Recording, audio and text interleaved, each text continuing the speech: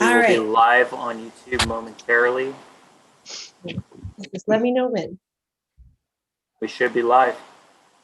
Okay, we're going to call the March 1st, 2021 Governing Council meeting to order. If we could all please stand for the Pledge of Allegiance.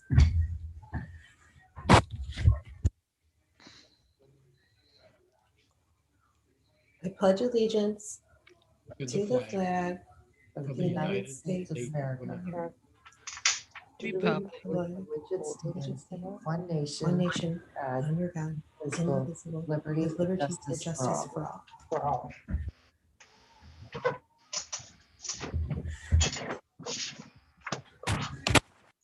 Great, thank you. Item 1.02, we'll have a roll call vote to establish a quorum. Mrs. Morrow Real. Thank you. Afton, Ken Edgar here. thank you.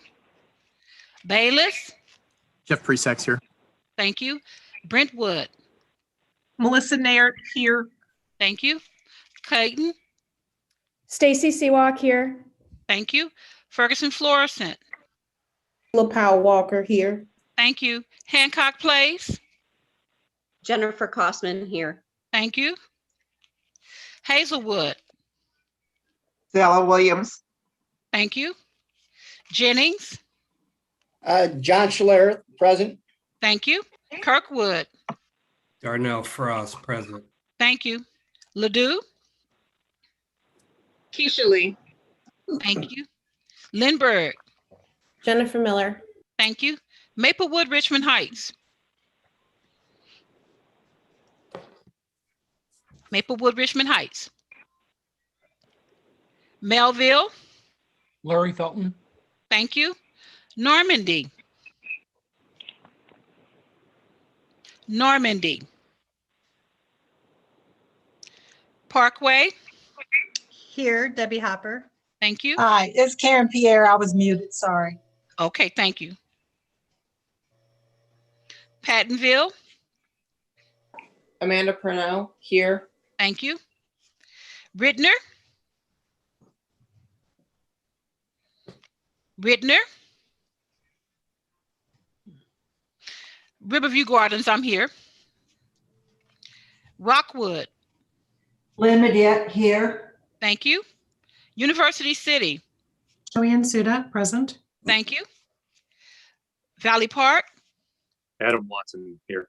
thank you. Webster Groves, Alex Kahn, present. thank you. Yes, we have a quorum.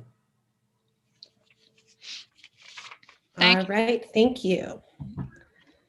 Okay, we will move on to item 2.01, approval of the agenda. Dr. Keenan, are there any changes to the agenda? No, they are not. All right, do we have a motion to approve the agenda? So moved. Ken Second. Edgar. Can you say your district when you give a motion? Afton. Second, Melville. Thank you. All right, all those in favor, please say aye. Aye. Aye. Aye. Aye.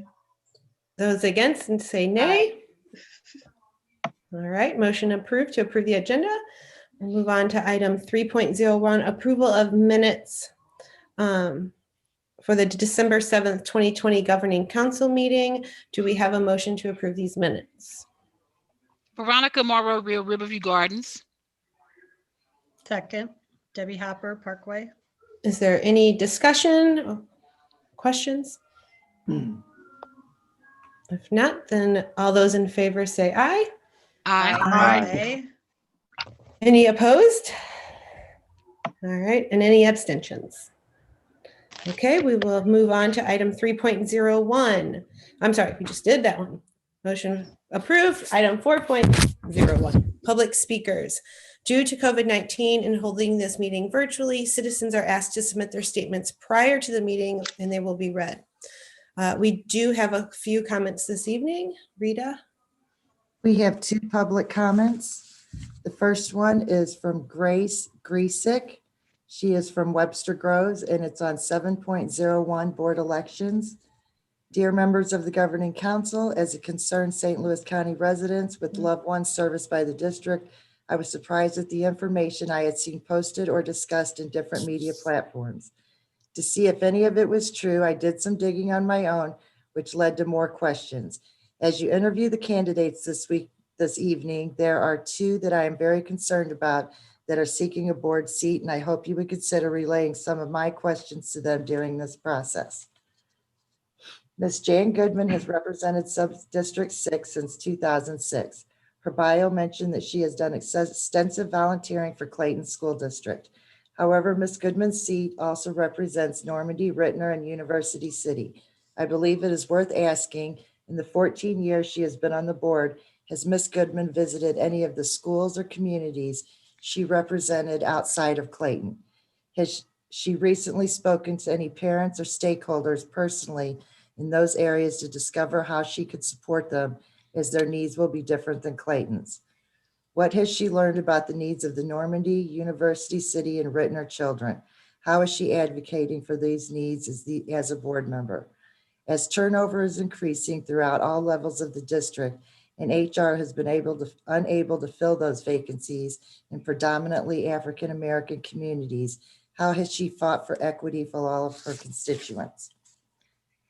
Candidate Mr. Rich Carver, the former Chief Financial Officer for Special School District, was responsible for preparing the district's budget for approval by the Governing Council for the new school year.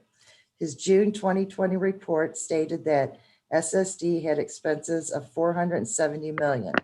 Desi's report for SSD noted that the district had expenses of only $442 million. Can Mr. Carver, the board, or the current administration explain to the Governing Council how this $28 million error was made? What happened to this money? Why was the Governing Council misled? Why was this error not self-reported by SSD to the Governing Council when the report came out later? Mr. Carver's report also stated that the district would finish with an $11 million surplus for the year. Desi's report indicated the district finished with a $35 million surplus. Learning of this financial windfall confused me even more when I read that Dr. Dan Cuneo told SSD teachers that the district was facing a real financial emergency due to the pandemic, and that is why the district could not afford a better raise. And the board voted 7-0 to impose a contract upon HR's recommendation. Dr. Cuneo has been on the board for 20 years, so his statement about the district's finances are concerning given the reality of its balance sheet. Considering that these major financial discrepancies were not reported properly to an oversight board, does the Governing Council believe that Mr. Carver, or any incumbents are suitable candidates? I myself have grave reservations. I thought the promise of Proposition S was for SSD to spend the money the taxpayers gave them instead of hoarding it. The current board and its longtime president have allowed this financial malfeasance to take place. In closing, I have attached Mr. Carver's report and the one from Desi for the Governing Council to review the numbers mentioned in this email. In addition to sending these public comments to Ms. Bowen, I copied Ms. Deborah Hopper, the Governing Council president, and my representative, Ms. Amy Clendenin, a specialist in educational law.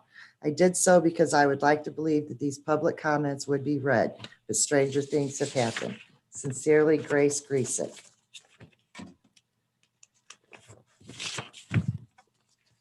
The next public comment was submitted by Bob McKintrick in the Melville District. To the honorable members of the Governing Council of St. Louis, previously I wrote to you last September to bring concerns to your attention.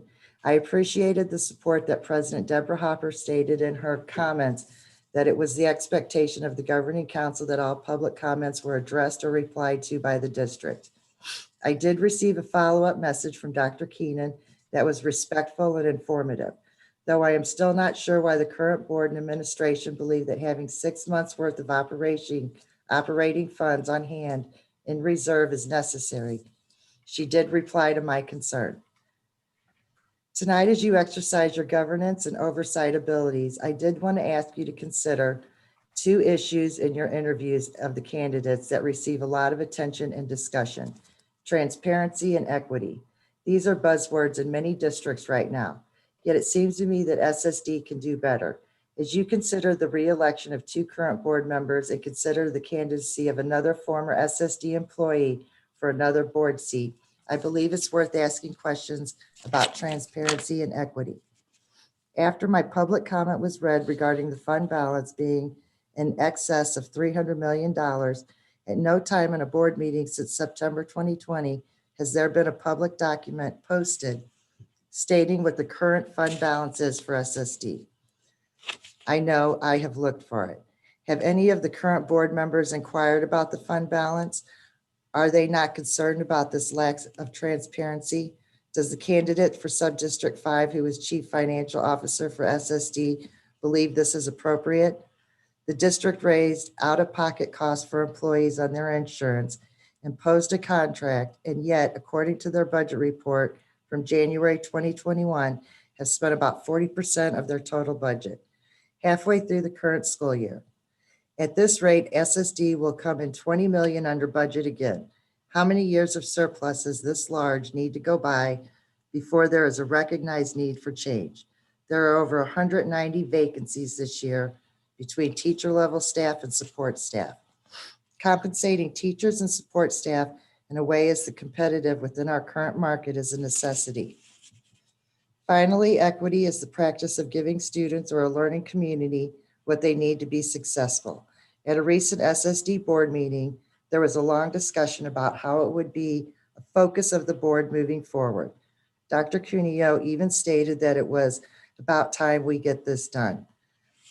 But if giving people what they need to be successful is truly important, why have they not considered changing their stance on ending the full day program at North Tech High School?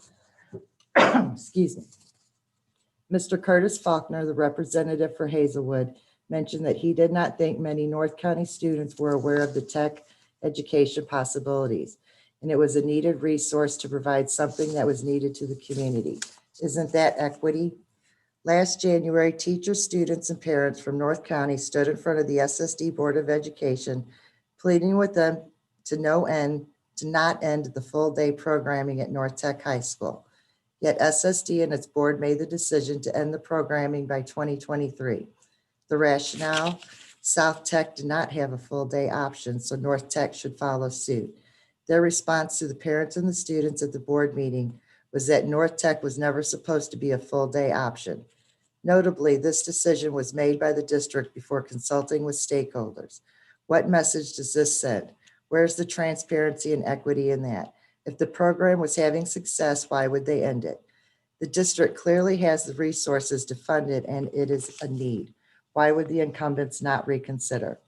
If the incumbents for subdistricts 4 and 6 have not rethought their stance on North Tech High School and their approval of eliminating program without consulting the members of the community they represent, this is a concern.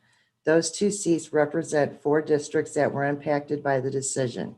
Are they willing to publicly rethink their stance and consider alternatives? Will they engage in stakeholders to find solutions? Is the incumbent for seat 4, a former SSD central office administrator, willing to acknowledge that as the director of communication, reaching out to these constituents regarding a significant programming change was something that was necessary?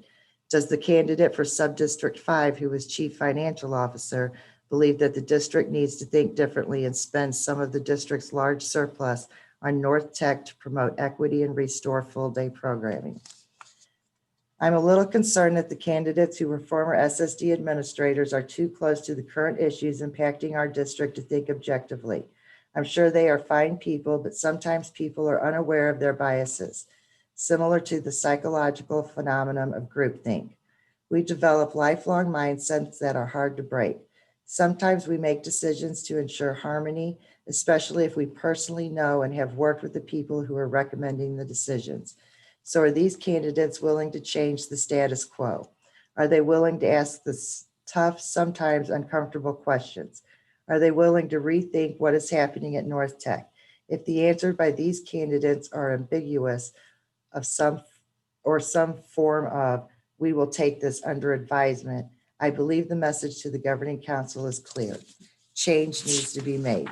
Sincerely, Bob McKintrick.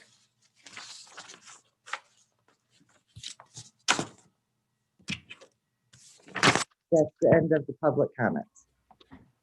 Thank you, Rita. And it does continue to be the governing council's practice to respond to public speakers in writing. All right, we will move on to item 5.01, joint budget workshop. Dr. Hogg will present on the preparation of the FY22 budget. Yes, I will start off with, before Dr. Hogg presents, I want to thank all of you for attending tonight's board meeting. Last year, my first year here in terms of the budgeting process for all of you, it was clear that hearing from the superintendents in the partner districts that last year was the first year that they were really involved deeply in the presentations and the decision-making around recommendations for the partner districts. This year, we're continuing that process again. What I also wanted to do is extend it one step further. Last year, we provided all of you with the presentation that we provided to the partner district superintendents and their cabinets, and we had long discussions with them on that. This year, we're going to take it one step further, and we are having presentations delivered not only to the superintendents, which we've had multiple meetings with them since November on the building out the budget, but we're also going to make sure that we're presenting it to the boards and in all of the partner districts. As of date, we've been able to schedule 4 of those meetings. 5 of the meetings out of the 22 partner districts. The rest of them have been scheduled between March and April, and there's a couple in May. So by the end of the May, and by the time we have the final budget recommendations, it is our goal to make sure that we have all of the presentations to all of the school districts. Now, granted, some of the school districts do not want to have a presentation, so we're working with those superintendents, but majority of them have all welcomed us being able to present a shortened version of the budget presentation. And with that, I'm going to hand it over to Dr. Hogg, and he is going to update the governing council on the budgeting process and budget recommendations. All right, thank you, Dr. Keenan. Good evening, governing council members, SSD board members, potential board candidates, and Dr. Keenan. My name is Jeff Hogg, and I'm the Chief Operating Officer for Special School District. This evening, I'll present an update on the FY22 budget. When we started looking at the budget in October, we based what we were going to do and the decisions we were going to make around 4 goals. The first was staffing. We decided we were going to continue to provide staffing levels that would allow SSD schools and our partner districts to continue to provide the level of curriculum and the level of support for our students. Our second goal, which is curricular support, again, we decided we'll continue to provide the best practice, most effective curricular strategies for both our schools and our partner districts. We decided we'd upkeep facilities and buildings, keep them safe, and keep them educationally inviting.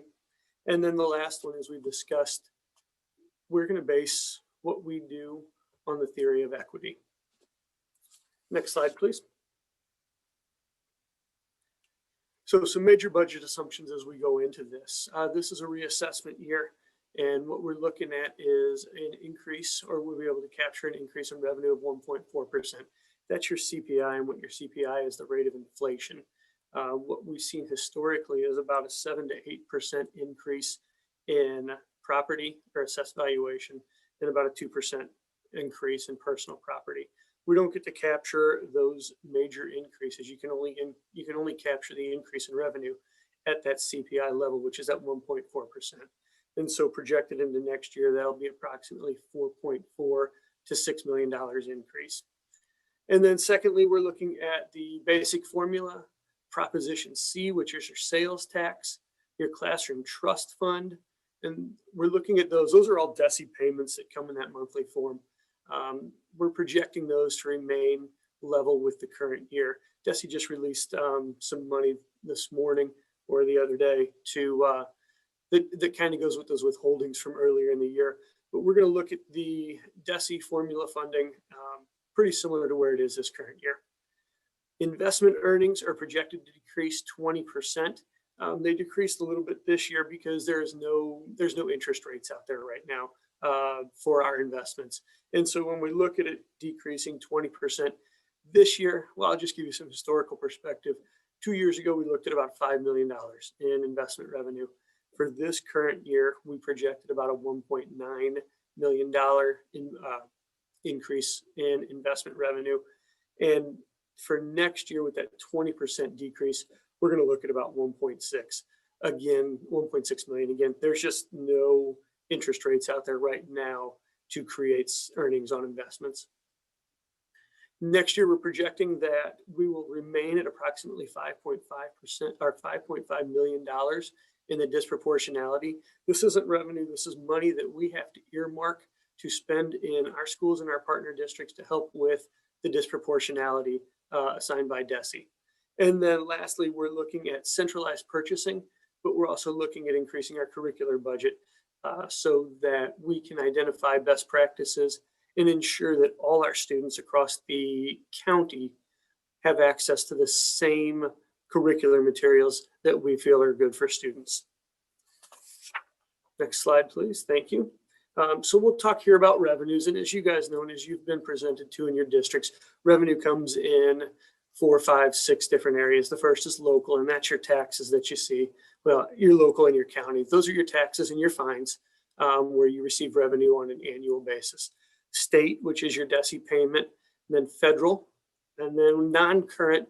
Non-current, all that means is that that is our sale of property, and then contracted service, and that's tuition from other districts.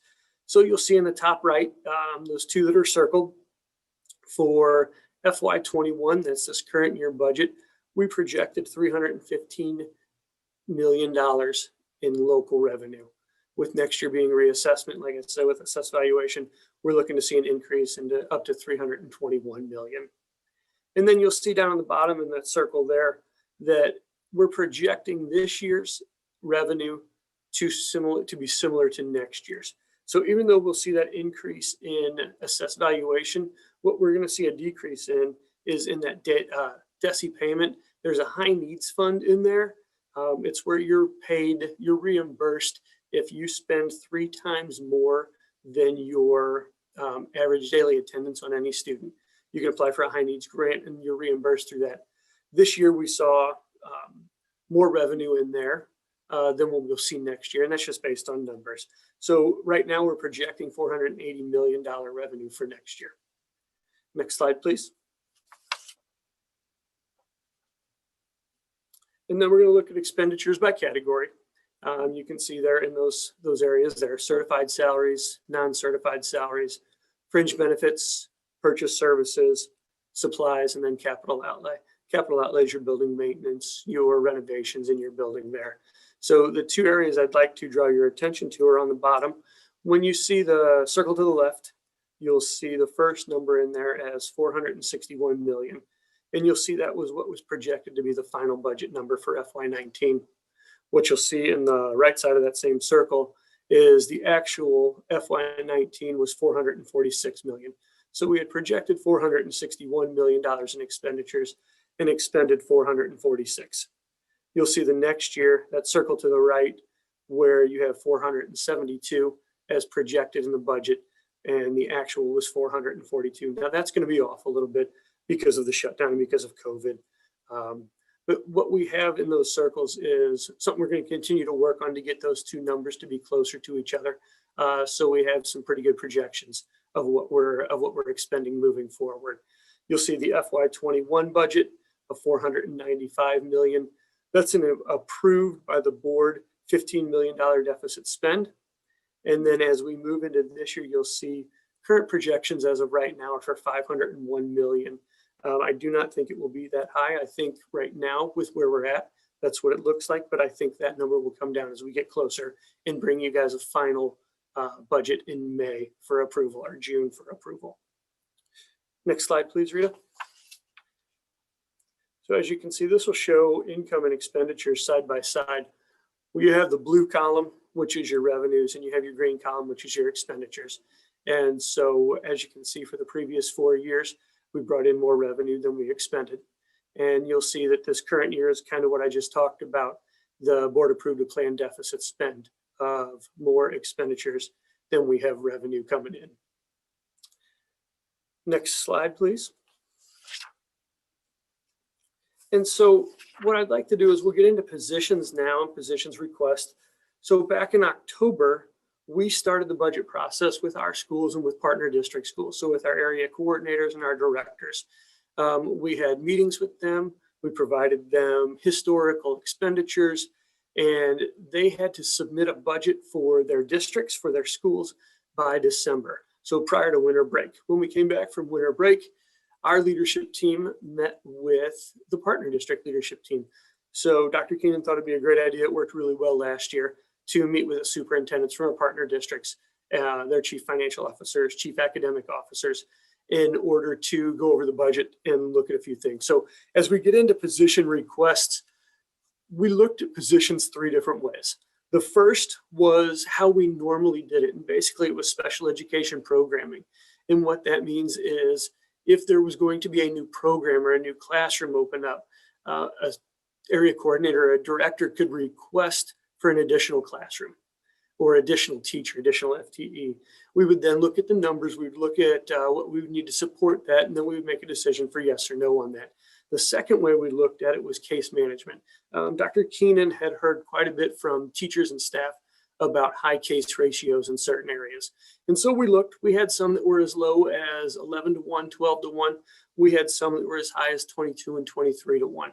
And so what we did is we decided on that 15 to 1 ratio as a good benchmark, as a good barometer to see about adding staff in those classrooms.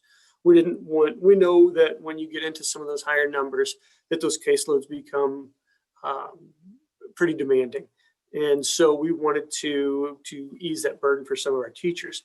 So what we did when we initially looked at that 15 to 1 caseload ratio, we initially identified 42 different classrooms or 42 different teachers who had a case management or a case ratio of over 15 to 1. Through some research and looking at historical figures or classrooms next year, student loads, we realized that there were 21 classrooms that we would need to add a teacher in, or 21 FTEs to bring down those caseloads. And then lastly, disproportionality again, as we've talked about in the past, this is the identification over-identification of students in special education in some of our partner districts. And so we look to add staffing there prior to. So as you can see on the screen, in our partner districts, through requests, through special education programming, through case management, we're going to look to add 35 teachers in our partner districts next year, 3 speech language pathologists, and 2 social workers, for a total of 40 FTEs in our partner district. Next slide, please. And this just shows you what we're going to add in our schools, our SSD schools. So we're going to add 4.5 teachers, 5 paraprofessionals for our early childhood, 2.2 occupational or physical therapists, and 1 social emotional behavior EPS, which is an effective practice specialist, and then 0.4 speech language pathologist. You see kind of the 0.5s and 0.2s and 0.4s. What that does is that'll round out part-time to full-time based on staffing needs. Okay, next slide. And then this is the other area where we really feel that we can help our partner districts. We're going to look at adding positions in our teaching learning department that will directly impact what our teachers do in our partner districts. And so we're looking at adding a technology teacher to help with our one-to-one computer ratios. We're adding 3 disproportionality teachers, which will be speech language pathologists, which will help with our 3 school psychs. And so that will really help early identification of students. We're looking to add 4.4 occupational or physical therapists, 7 math and instructional coaches. 5 of those coaches there will be math coaches, and they will pair with our 5 literature coaches that we already have. We're going to have 1 parafacilitator to help with training and professional development for all paras throughout the district. We're going to add 5 effective practice specialists for autism and social emotional behavior. We're going to add 3 social workers, one assistant director of professional learning. And this person is going to help teachers with IEP goals and how to improve their teaching to help meet those goals. So that's going to be a great position. We have one ABA coordinator and we have 11 ABA associates. So and those are applied behavior analysts. Basically, it increases student skills to prevent or decrease some behaviors in the classroom. So we're looking at adding 37.4 positions to help support teachers throughout the district. And then next slide, please. And then just on the operations end, we're going to add 2 grounds crew members and 1 distribution center hauler. The grounds crew members, the 2 of them will be offset by a reduction in contracted services.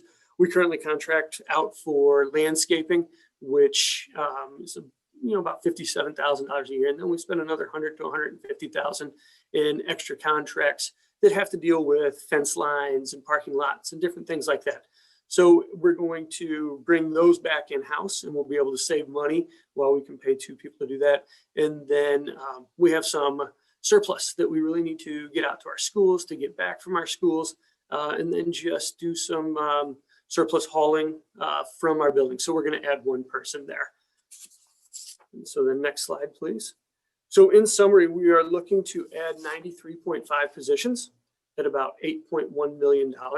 And we're looking to reduce 79 vacant positions at approximately $4 million. So I'll explain to you what's happening there. All but 8 of the 93.5 positions being added are certified positions, and estimated between $80,000 to $100,000. All but 6 of the 79 positions being reduced through vacancies are paraprofessionals, and those are estimated at a reduction of $45,000 to $50,000 per position. So I just wanted to make you aware of that discrepancy. Again, those are vacant positions. We've identified 75 to 85 positions that are vacant and can be eliminated with as we move into the budget. So next slide, please. And I think that does it. So I'd be more than happy to answer any questions at this point.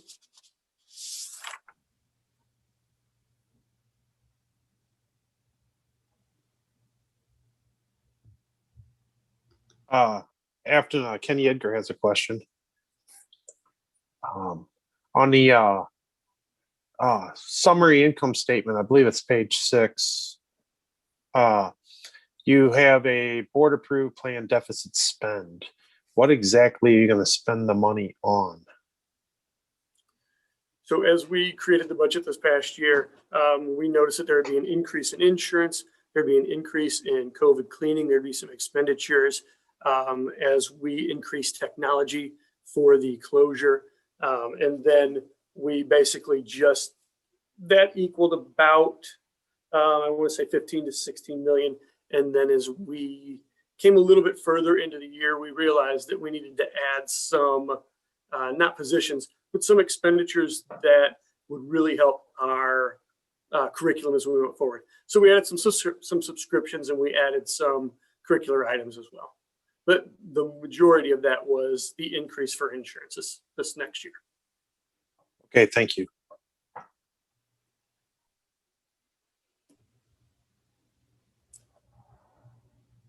Where are the early childhood special education programs located in our SSD buildings? They are, Dr. Keenan, do you want to answer that one? Yeah.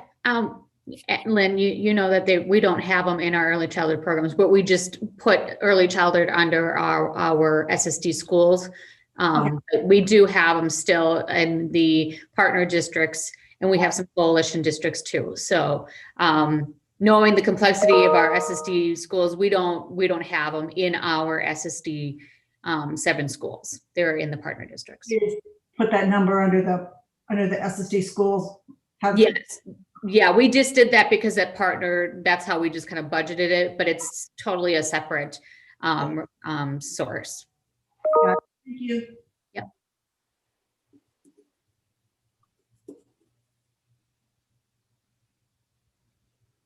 Are there any other questions?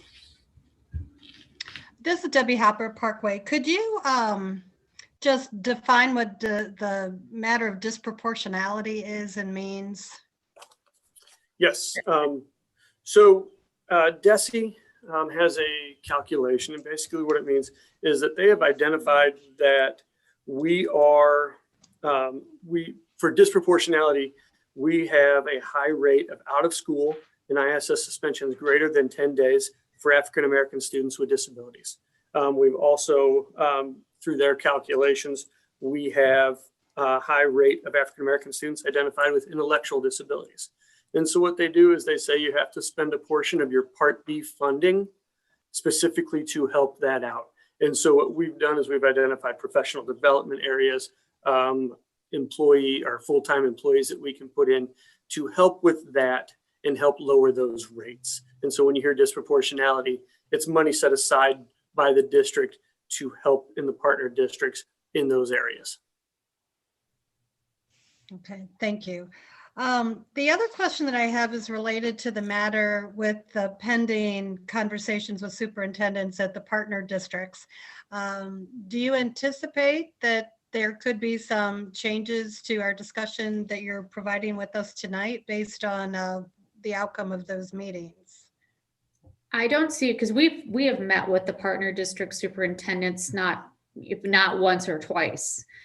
So we have gone over all of the information with the partner district superintendents. We've explained, the data. We try to be more transparent in terms of looking at what our needs are in the districts, and also looking at the disproportionality, but also looking at the third tier that we defined, and we'll talk a little bit more about that in their presentations, but we're looking at how we're providing additional services to districts that are in higher level of areas of need. And that's where we're kind of really looking at how to budget through an equity lens in terms of supporting all of our IEPs, but also making sure we're looking at the disproportionality, and then making sure that we're also can partner with some of our partner districts that have that have indicators that have higher level of interruption and disruption in education, but also looking at how do we make sure we're partnering truly with them. So we don't see too many differences or other things that will be changing with it. We will present to the boards the information about how we've looked at the allocations for the districts and how we're looking at those recommendations for some of the schools that receive those teachers that needed to have additional supports for caseloads. But also there's new programming that's needed for some of our districts. When new students are coming into early childhood, or there's a group of students coming up, making sure that we have a program that's supporting them. And then we're also looking at those disproportionality funds too.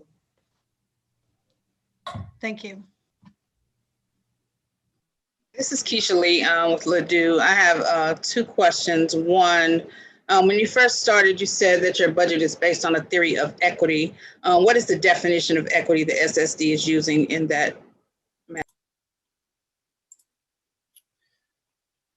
I want to find it. So our board just went through some strategic planning and looking in equity.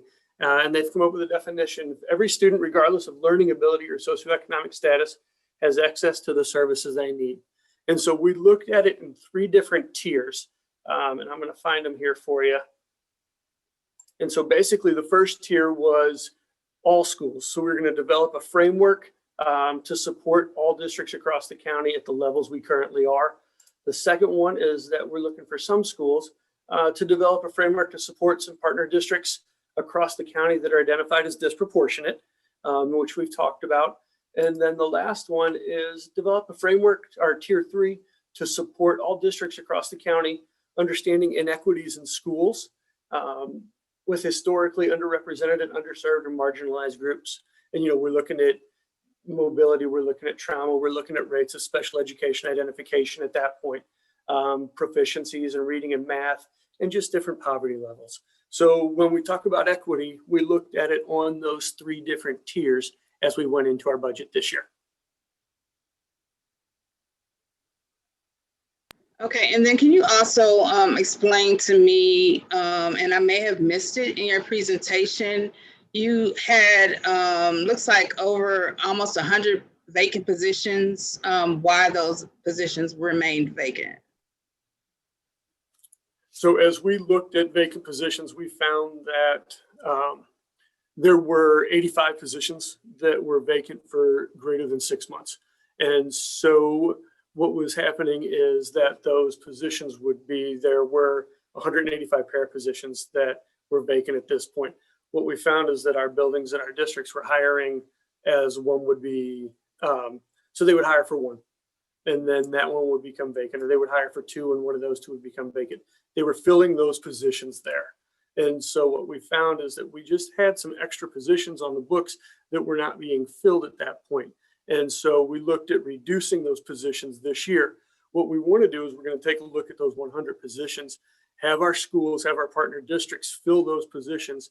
And then if we really need to get into those 85 positions that we're reducing, we're going to see what we can do. We are going to support our buildings and our schools. So even though we're reducing those positions right now, we're not going to take away any kind of support for our building as long as they can show that kind of need. And so when we look at the vacancies, that's where we're going to start. It'll give us a really good idea of where we are and what we need with those. And then we can help our schools as we go further.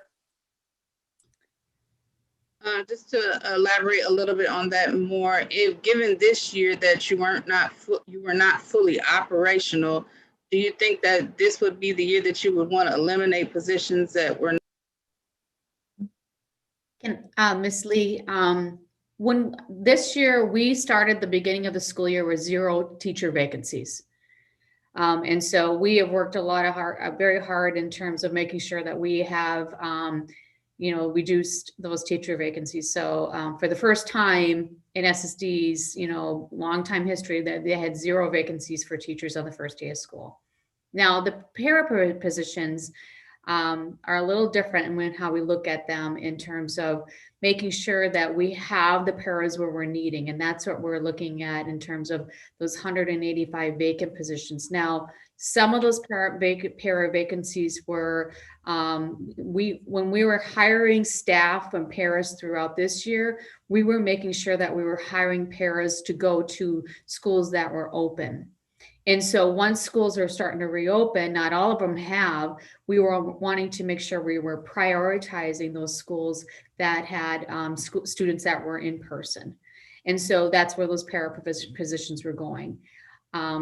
These positions, these vacant positions that have been vacant for more than 6 months, some of them have been on the books for more than 30 months. And what we want to make sure, and what we looked through this with the zero-based budgeting process, is that we wanted to make sure that what we're looking at is better aligned with what is needed.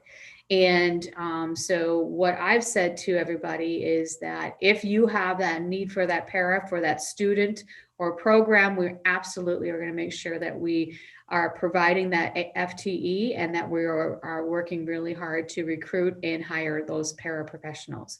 However, it's hard to understand in some cases if they truly do need that position still, because some students have moved on, because some students have moved up to a different grade level or moving schools next year. These are things that we're looking at for next year. With that, we've worked with each one of the partner districts directors of special education for SSD, and we want to make sure that they're analyzing to ensure that they actually have those positions. For instance, when we were having conversations this last month or two ago, when we were looking at new program being proposed in one of the partner districts, they were asking for additional paraprofessionals. When we told them that to the director of special ed, well, you have 2 positions that are open, and they didn't realize that they had those 2 positions. So that's where we're wanting to make sure that there's a clear alignment of what we're budgeting and that we're hiring, and that these are needed positions in those schools and the classrooms. And to make sure that the budgeting process is looked at and reviewed. I feel real confident that going forward, that this is going to be much more closely related in terms of what the actual need and the numbers are, so that we can get to the lower vacancy levels like we are with our teachers. I have a question. I'd like to ask, you've mentioned that there are a lot of vacancies, and that a lot of the vacancies have been on the books for quite a while. And my wondering is, are those vacancies in what we might consider to be those areas where it may be hard to hire and retain staff? Does that make sense? It does, Dr. Paul. And so I just want to finish, Dr. Keeney. So my wondering is, it's good to hear that there are some conversations happening that suggest that as those positions are being filled and this shakeup is happening with, getting rid of positions and adding positions back in, my concern is just making sure that we don't end up with a situation where there's greater inequities because we weren't paying enough attention. Does that make sense? It totally does. And yes, we absolutely are wanting to make sure that we are not creating those pieces of it, and that we're making sure that we're recruiting and hiring staff in the paraprofessional positions that are in those districts that we are needing to have, where we have, if it's difficult to hire. Now, I think in terms of those overall position, what we've seen in some successful recruitments is that when we do our hiring and we do it closer to where people are living, especially for our paraprofessionals, that we definitely will have more people applying for those positions and then going through the interview process, and that we have more people being able to accept those positions. So we will continue to work with that. It's been a little bit more difficult when you have the virtual settings, but we're still continuing to hire. Like I said, we hired all of our teaching positions right through the pandemic last year virtually. And I have to credit to our HR department and our HR director, Dan Kelly. He worked really hard with the team to make sure that that was happening.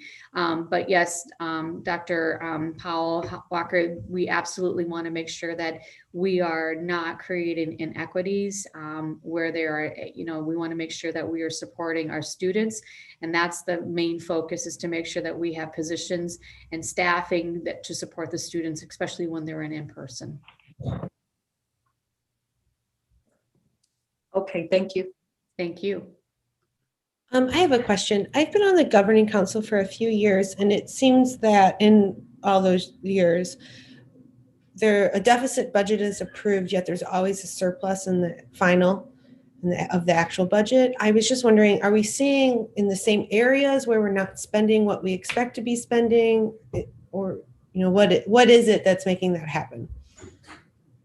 We've identified 3 areas already, or just through this process, that we're going to take a hard look at between now and in May. One is salaries, 2 is certified salaries, classified salaries, and then benefits. So we've seen there are areas in our purchase services, especially this year, because our staff couldn't do the trainings, they couldn't go to professional developments.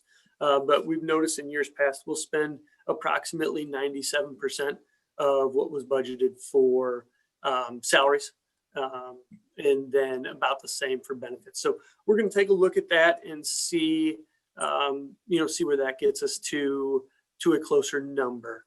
But those are the areas right now that we've identified historically. So only salary and benefits for certified and classified staff. That's where the majority of about 80% of our district's funds or expenditures go to. And so that's one area that we're looking at. Like I said, we're going to look at purchase services with the training, and if that changes in the future with COVID and with online and everything else. And then we're identifying a couple areas within the supplies, but really the main part of that is the salaries and benefits. So is it open positions? Like positions that we expected to be paying for, yet we didn't fill? There's some of that. There's some of increase to the benefits. There's increase to the salaries. So really right now, what we're doing is we're just we're diving into that because as we looked at planning for the budget and putting the budget together, we kind of noticed the same things. And so we want to really dive into that between now and when we bring you another budget to get an answer along those lines. Okay, thank you. I have a question. Will you tell us, I'm newer to the board, will you tell us what percentage staffing increase this represents? And can you tell us what's happening to the student population? Is it trending higher or lower year over year? So the county population for students is trending lower, where the special education population is increasing. I've got a slide, I don't have it on here, but it shows where over time the student population for St. Louis County is decreasing. Not a lot, but some. And then that students being identified for special education services is increasing. And then your question about salary, could you ask that again, please? What percentage of staff increase does this number represent? What is the total staff right now? And then what percentage does your proposed hire represent? So we're looking at, I don't know the percentage, but we have about 6,000 staff members. So we'd be increasing the 93, and then we'd be looking at reducing that 75. So I can put together the percentage increase. That's a great question. I apologize, I don't have that for you. We were looking at it was about 3%, 3.2% of the overall increase of the positions. Very good, thank you. Mm-hmm. I also have a question. How many teacher positions are you looking at for the 21-22 school year versus how many educators? How do the numbers look? How many teachers, how many pairs are you looking at for next year? For an increase? No, just total.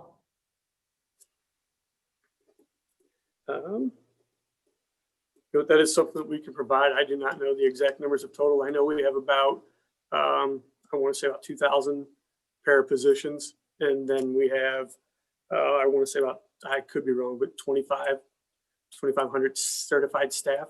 When it's all said and done, that might be a little high. But we can get you exact numbers. That'd be great. Thanks. Okay, sure. All right, if there are no more questions, we can move on. I'm sorry, I do have one more question. You mentioned earlier that you were working with a district and they told you that they had 2 open para positions, or you told them they had 2 open para positions that they weren't aware of. So what I'm wondering about is, are there situations where there are open para positions, but because you weren't able to get anybody to fill the positions, and then no kids are going to school every day, so everybody else who works there is kind of having to pull together and make sure that students get what they need. So I do wonder if over time we just kind of forget that that was actually a need because everybody's kind of pulling together to make it happen. And if though, does that make sense? Because then I feel like kids are not getting the best that they could get, but because we haven't been able to hire enough staff, everybody's pulling together to make it happen. So how will those scenarios be addressed through what's happening? Yeah, that's a great question around that. And, you know, my process and how we are encouraging and not encouraging, but really following through with this with the partner districts is you have to look at the paraprofessional minutes and supports on IEPs, and you have to match that up with the staffing. And we also look at programming too. So it's important to look at that year over year and not just assume that, oh, when you have this one program and then you have 2 students come into that program, that the current number of paraprofessionals are sufficient enough. You have to look at the overall, what's the programming need and what are the minutes on the IEPs. So that's something we have to look at every year. But what I would say is, you know, I was used to that in all my other districts that we've done, and we're implementing and making sure that that's happening here with SSD. Which we are going to continue to look at, dive deeper into that. In the particular case that what I was talking about as an example, that case was clearly that those students had moved on and those paras were still on the books. It just never got reallocated to other positions within that district. So it's a great questions around that. And, you know, we've got over 6,000 employees. We've got, you know, close to, 2,000 paraprofessionals, and we'll get you those exact numbers, but there's a lot of positions, but when you drill it down to each school district, we should be able to clearly understand what are the needs for each school in order to support the students in that school and support the paraprofessional needs too. All right, thank you, Dr. Keenan. Mm-hmm.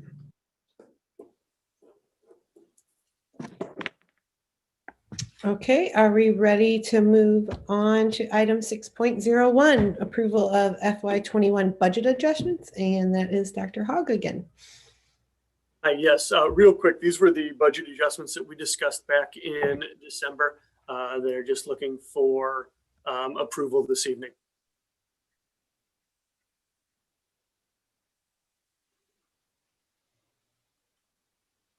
I did have some questions on these. I realized we talked about them in December, but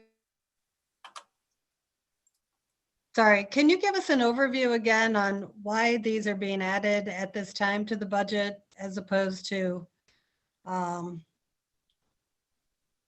they weren't included in last year's budget, and it doesn't look like you're going to push them into FY22?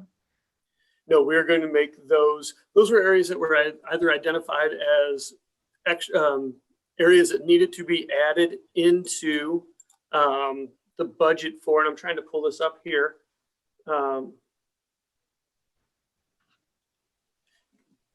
They were areas that were identified needed to be added for this year that we couldn't put off into next year. Some of them were curricular, some of them were areas that were just missed, some of them were expenditures that weren't completed due to COVID. For example, there's computers in there that were ordered last year that didn't get filled by the company and got pushed off into this year. So that needed to be added because that purchase, while wasn't expended last year, was carried over into this year. So they were just areas identified either in increases this year to curriculum items that we felt could benefit our students, to computers, to different areas that we needed to do this year and not put off into next. Okay. If I may, Ms. Hopper, so when we were looking at this going into this year, when we closed out everything last year, once we had the closure in the spring of the year, and then we were starting to reopen, it was important for us to really look at these pieces of the areas of curriculum, technology, and positions. And so the curriculum areas, we were wanting to make sure that our teachers had access to the certain curriculum, which is News to You, and then also Goal Book. That was also making sure that we had that. We had that spliced out in different parts of our budget, but we wanted to make sure that all of our teachers have access to both of these pieces of it. So that's why we added that in. Technology, like Dr. Hogg said, was very important for us to make sure that we had technology accessible to our students, especially during the closure. And when we started out the beginning of the school year, it was clear that we needed to make sure that we kept expanding that out.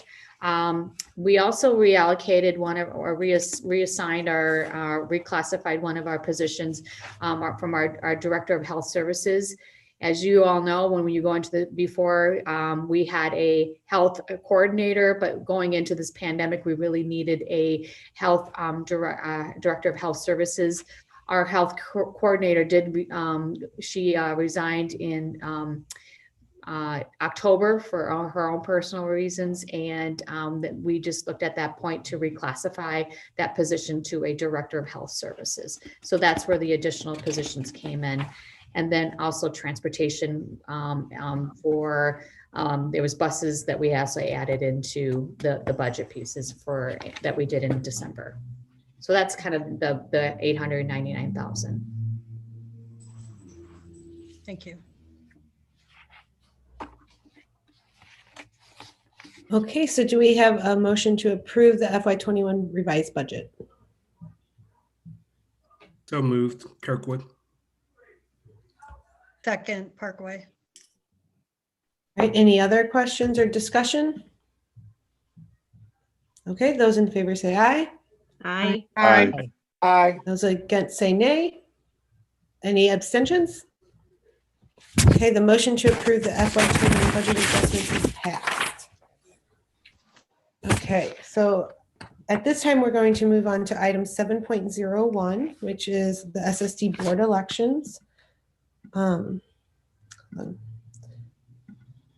If I think it might be better for this portion of the meeting if we maybe don't have screen sharing, just so that we are able to see the candidates when they're speaking, if that's all right with everyone.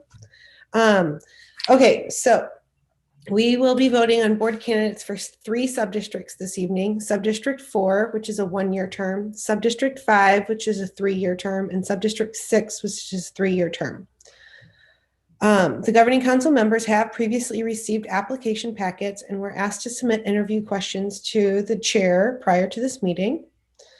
Due to COVID and our need to meet virtually, we will interview and then vote on candidates by each sub-district. So we will interview all of the candidates from sub-district 4 and then vote on those candidates, and then we will move on to sub-district 5 and so on. Candidates that aren't being interviewed, so we'll start with sub-district 4. They will stay in this virtual meeting and we will interview them, while sub-district 5 and 6 candidates will be moved to the waiting room so they don't hear the questions prior to their turn. Okay, and then when we complete the interview and the vote for each sub-district, we'll bring in the next one after that. When it is time to vote, each governing council member will get 1 vote per candidate and may only vote in the affirmative for 1 candidate per sub-district. A member may vote in the negative for all candidates if they prefer. And I'll go back and try to remind us of these each time we vote too. A candidate must receive 12 votes and must also receive a majority of the weighted county population as determined by the Census Bureau, and Rita will be the one using the computer program to determine that when we do our voting. All right, so I will, while everyone is still in here, I'm going to kind of give the instructions so that we don't have to do it 3 times for our candidates. The candidates 5 and 6. Oh, you already moved them out? Waiting room. Oh, okay, then we'll just, okay, but sub-district 4 is here. Okay, Yeah. So every candidate will have a 3-minute opening and a 2-minute closing statement. We will ask interview questions in a round robin fashion. So we will start with the first person who turned in their packet. They will get the first question, and then the second person will answer that same question, and so on. And then when we do the second question, we'll start with the second person who turned in their packet, and so on.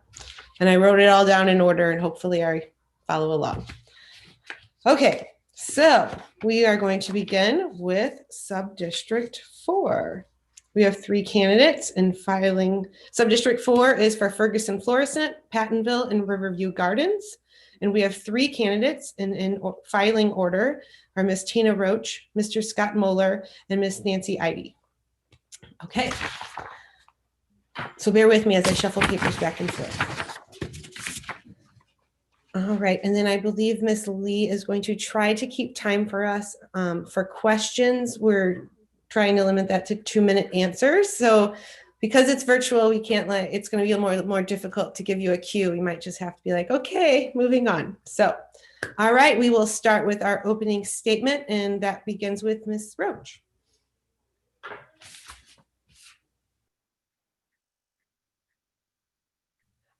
You're on mute, Ms. Roach.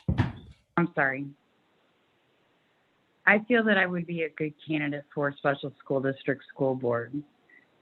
I have taught in the various districts for 20 years, predominantly with special school district. I was a parent of 3 children who needed the services. So I feel that having the wide spectrum of both parental and being a teacher, that I would be a good asset to utilize my skills and my willingness to learn and be a part of this organization. All right, thank you. And we will move on to Mr. Moeller.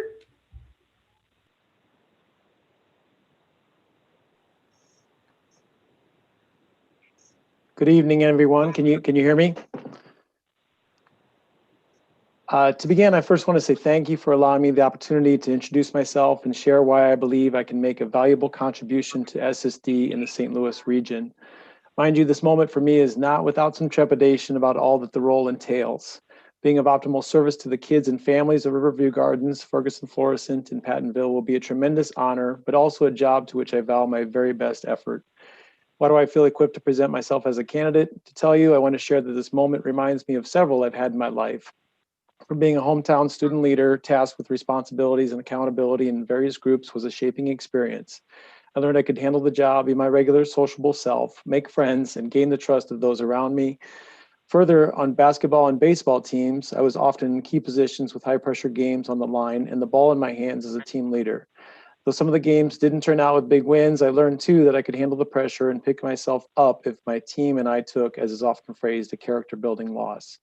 Having public service minded parents was a big plus. My dad was a school board president for 9 years. My mom and dad both served in many additional community organizations. They, like many in my extended family, could accurately be described as respected pillars of their community. This moment also reminds me of my decision after college to join the Peace Corps and serve as an agricultural agent with villagers in Senegal, West Africa. There I learned to celebrate the beauty, strength, and courage of people that I otherwise would not have met. Among many other things, I also learned much about the value of challenging my assumptions and educating myself, sharing my observations, and building community along the way. This also reminds me of my decision to seek my master's in U.S. history to bolster my teaching. One of my strengths now as a history teacher is to make the curriculum as accessible and relevant to each student as I possibly can. I am also for truth telling. Developing a grasp of how historical trauma impacts public and personal health and created various inequities has been eye-opening and drives me to contribute however I can. I find it impossible to turn away. Each child deserves the best of our efforts to support them however we can. Fair access, opportunity, and responsiveness should be a hallmark of SSD from north to south, east to west. Lastly, I'm keenly aware of the magic that can come from high-functioning relationships between teachers and students. I've been blessed to work closely with students and families of diverse backgrounds for over 20 years. Finding best practices in professional learning communities and promoting them in a systematic way has become second nature. So to be included on the board and at the table for SSD operations, is that time? Yes, sorry. Okay, sorry. All right, thank you. And Miss Ivy.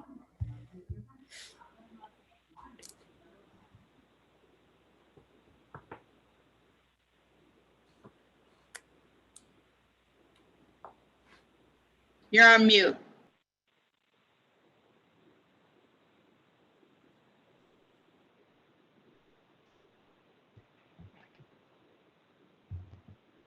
Okay. Can you hear me now? Okay. Governing council members, it's a pleasure to be here this evening to interview for the Sub-District 4 seat on the SSD Board of Education. I thought I'd start with a little background. As you know, I retired from SSD in September after serving as SSD Chief Communications Officer for 21 years. And thinking about what I wanted to do next professionally and personally, the opportunity came up in November to apply for the Sub-District 4 seat on the board. It immediately caught my attention as a way to continue a rewarding relationship with SSD. In December, the board appointed me to serve as a board member until the election that you're holding tonight. There are a couple of reasons I decided to apply originally and would like to remain on the board. SSD is a complex organization with a unique structure, and there's a steep learning curve. After working at SSD for many years, I know the district inside and out. I believe my institutional knowledge is a huge benefit to the board, and that as a former employee, I bring a unique perspective. Also benefiting board is my strong background and expertise in communications and public relations. I have superior written and verbal communication skills, as well as expertise in media relations and crisis communications. Most importantly, I'm a strong advocate for public education and care deeply about the students that SSD serves and the dedicated staff who work at SSD. I also have a personal interest. My grandson has autism. I'm very familiar with the challenges that families may face. In listening to the public comment tonight made this evening, please be assured that I have my own opinions on issues and will be objective, even though, or perhaps because I'm a former employee. I've worked with many people in my career at SSD, and my allegiance is not to any particular person or people. It's to the district, its students, and its Time. families. That being said, my goal is to work with the other board members to make sure that the district is headed in the right direction by keeping the best. Okay, Miss Ivy, we're at time, so we're gonna move. It would be a pleasure and an honor. I think her internet connection is bad.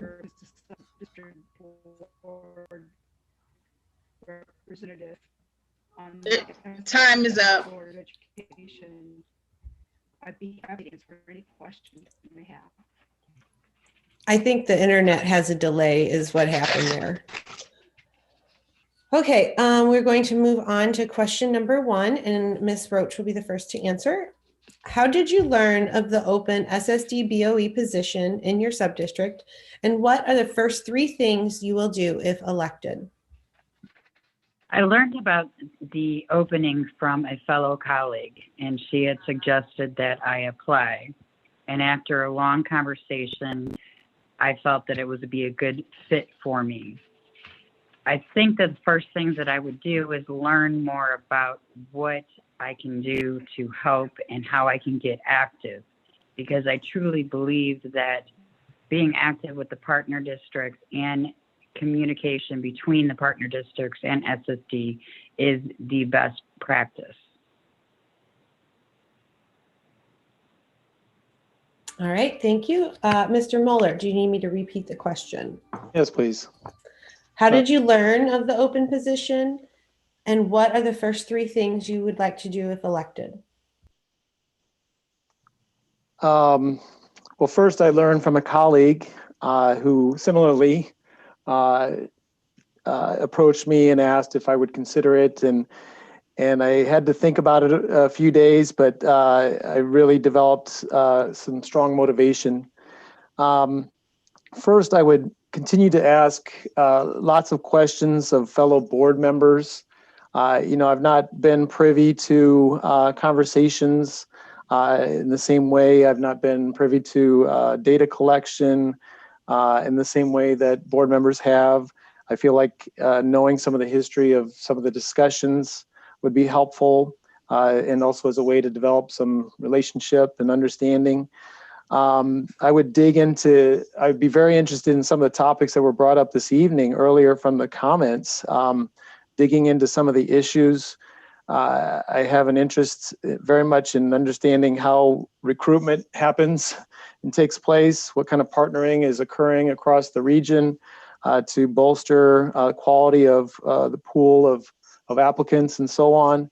And lastly, I would just find and communicate and reach out to people in my communities that I would represent, and try to engage all the stakeholders and find out where they are at. And I've heard a few things from some teachers and other people that I know in these communities that are a bit concerning. So I would look for patterns and just wanting to learn more. Okay, thank you. And Miss Ivy, how did you learn of the open position, and what are the first 3 things you would like to do if reelected?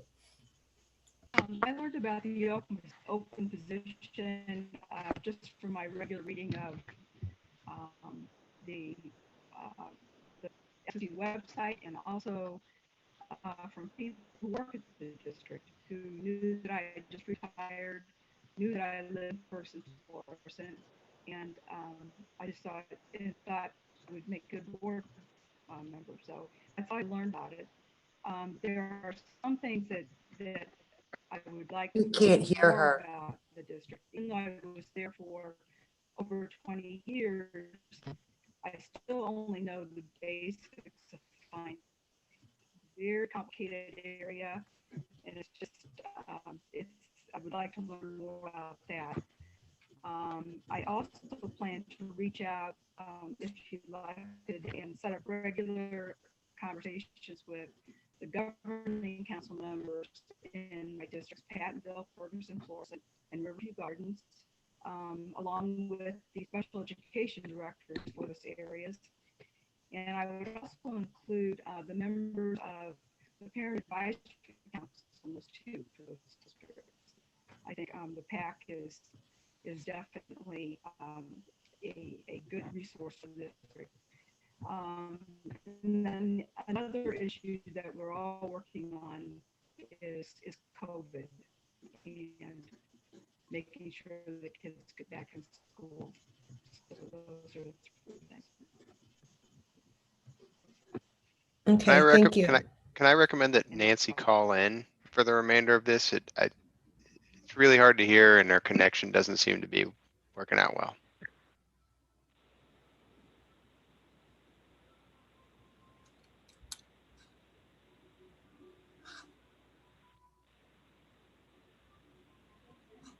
Sometimes also, Nancy, if you turn your video off, your audio will work better. You can do that.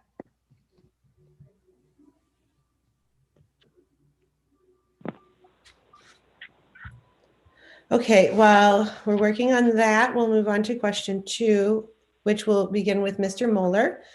Delivery of special education in St. Louis County by SSD has been, maybe call in too. Okay, sorry about that. All right. Delivery of special education in St. Louis County by SSD has been generously supported by the community. How will you ensure fiscal responsibility and transparency to maintain efficacy and trust? Maintain, I'm sorry.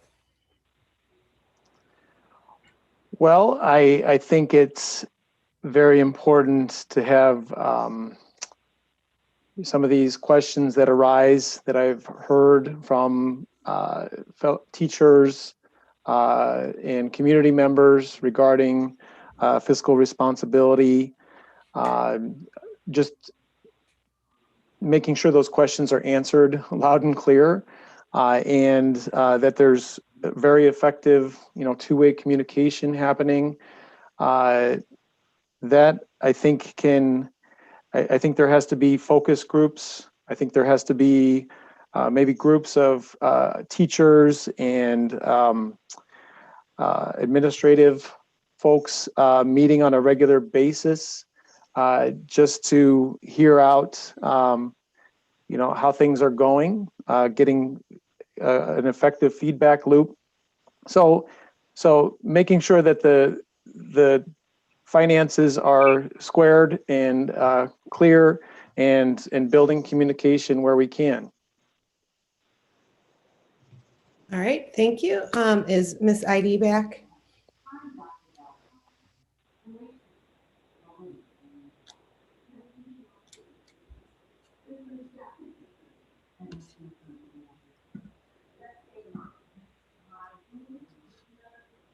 Okay, I'm letting her back in. Okay. Sorry about these issues, guys. Ms. Side, can you hear us?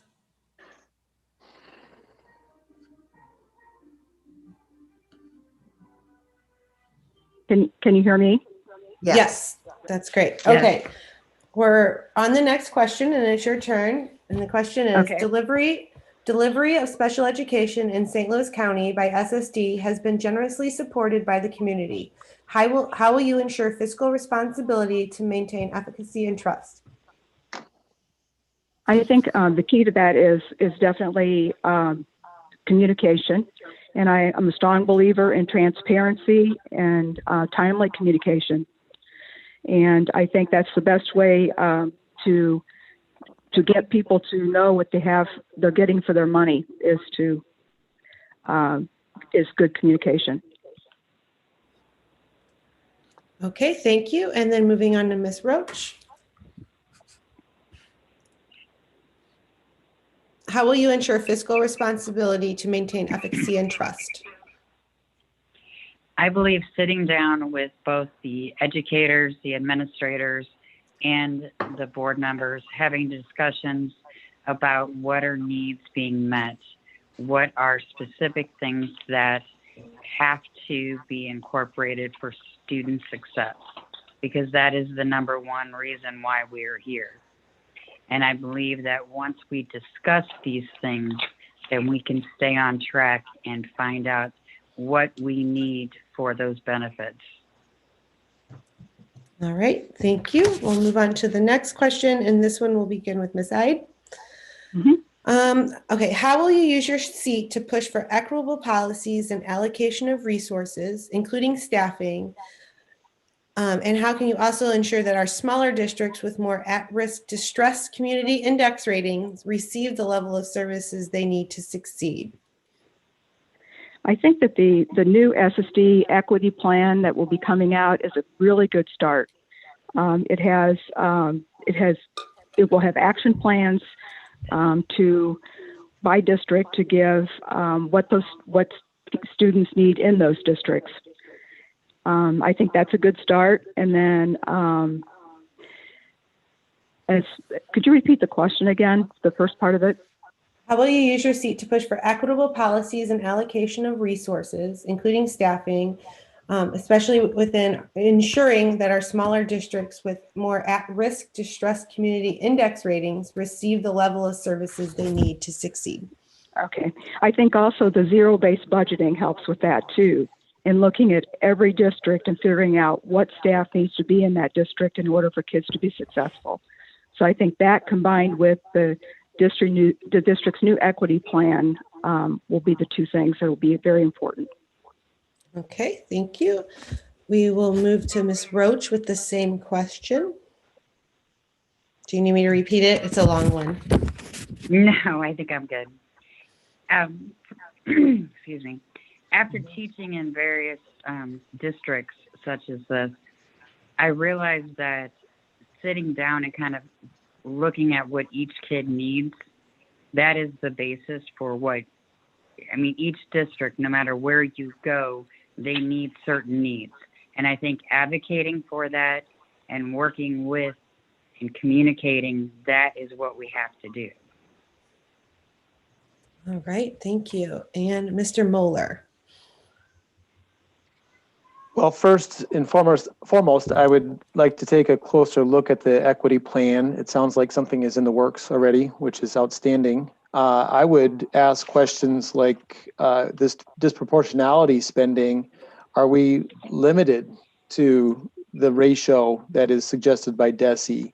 I'm wondering if the need arises and is identified, and plans could include finding resources, human resources, people in the community through a recruitment effort. If they could be identified and the need is there, I wonder if more funds are possible.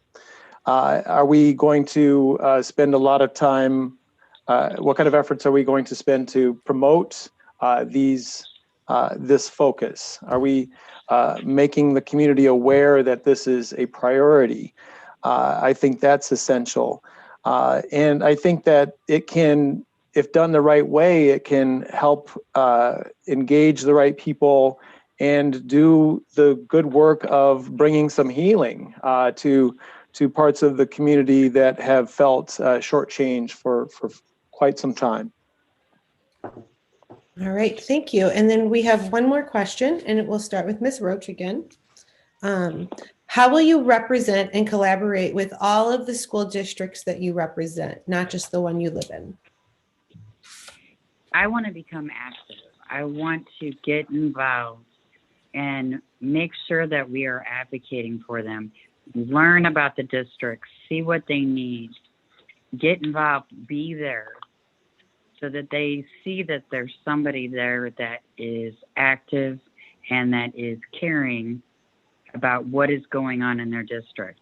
And I think that will also help with getting the communication between SSD and our partner districts, because that is what they're needing, that communication. they need that consistency and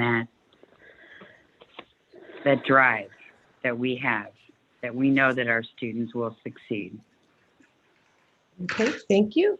Mr. Moeller? I did ask that question or answer that question. I'm sorry. You're good. I thought I did. No. Oh, no, I'll repeat it. How will you represent and collaborate with all of the school districts you represent, not just the one you live in? Oh, I see. I apologize. It's okay. I will, I am a social person and I enjoy getting to know people, and I want to be accessible in person. I imagine visiting ball games and so on, and visiting schools to visit with teachers. I'm very comfortable in the school setting. So having some visibility and openness, I think, will be key in the respective schools. Yeah, and so that's my forte is to get to know people. Okay, thank you. All right, that concludes the 4 questions. So we can move on to our closing statements. And again, that will go back to the original filing order, starting with Ms. Roach. I think that this would be an opportunity to be involved with a district that I truly enjoyed and loved working for so many years. And I want to be able to advocate for our students that need the voice, and our teachers and our other employees that we have. And I want to be a part of that. And I think that I would be able to be a good asset, knowing that I have been involved for so many years with various districts, and I've taught for so many years, and I'd like to be active and involved. And I think this would be a good opportunity. Thank you for your time. Thank you. All right, Mr. Moeller. Well, before my closing, I do want to mention in some of the strategic planning, there's note of multi-level communication efforts, and I have already been test running a phone app idea, and I would like to ask questions of the board if a phone app has been considered. Thank you again for your time and consideration of my candidacy. In closing, I just want to remind that I will be as steadfast in my approach to this important job as I have been towards my other responsibilities as a teacher of Parkway North, father to 3 kiddos in the Pattonville School District, and as a husband to my wife, Jody, who is actually the stellar teacher at Pattonville High School. My point is, when I make a commitment to do or be something, I take it seriously. I also know how to hold on tight during the steep learning curve I will find myself on, as my 5 a.m. reading habit keeps me in tune with current events to connect them with course material and make learning relevant for my students. I look forward to making time to stay abreast of SSD happenings. I know I can do a good job. I know because students and families affirm the solid job I continue to do for them for over 2 decades. From my students, the luck and reward is all mine when I've earned their trust and they educate me about their own life experiences and connections they are making with the material. The relationships I've built with many students and families are a great treasure, and in this role, I'm excited to have the chance to build many more. I look forward to the great honor and fortune of being the representative of the Board of Special School District for the students and families of Ferguson, Florissant, Pattonville, and Riverview Gardens. Thank you for your time and consideration. Thank you. And Ms. Ike. Yes, it would be an honor and a pleasure to continue as a Subdistrict 4 representative on the SSD Board of Education. I've lived in Ferguson, Florissant School District for 32 years and enjoyed my time here and don't plan to go anywhere. So I really am looking forward to getting to know the school districts that I would represent. And if elected, I promise to always consider the best interest of students first, and to keep an open mind, to be objective, and to ask the hard questions. And I thank you for your time this evening. Okay, thank you. So at this time, we will begin the vote for Subdistrict 4. The Governing Council votes publicly by roll call vote, and we have a separate roll call vote for each candidate. And then again, you get, I don't know why I'm echoing. You get one vote per candidate, and you only get one affirmative vote total.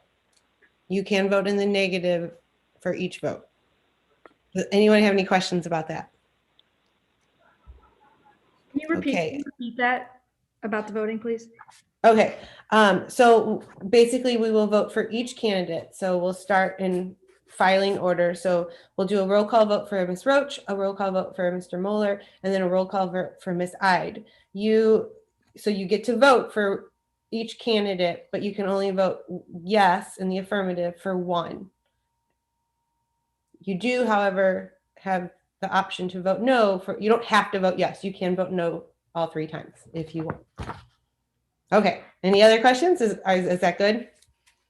Say, Ms. Miller, can you Yes. explain to the, how the voting process is for the candidate to win, meaning the majority vote? Yes. Okay, I'm sorry. I thought I did that before we went. In order to win, you have to have a total of 12 yes votes, and you also have to have a majority of, let me go back to my other paper, a majority of the weighted St. Louis County population as determined by the Census Bureau.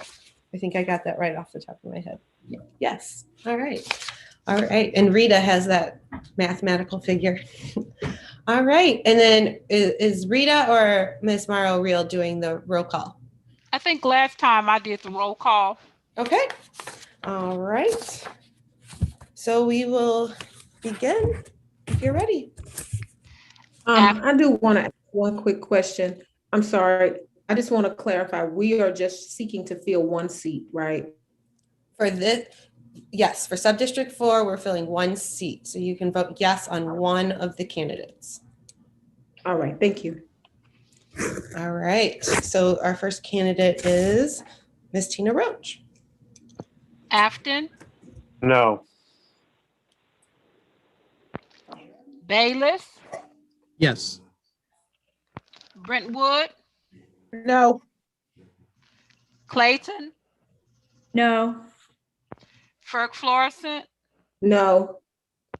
Hancock Place, No. Hazelwood, No. Jennings, Yes. Kirkwood, No. Ladue, No. Lindbergh, No. Maplewood, Richmond Heights,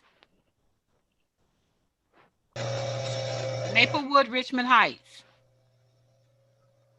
Melville, No. Normandy, No. Parkway, No. Pattonville, No. Rittner,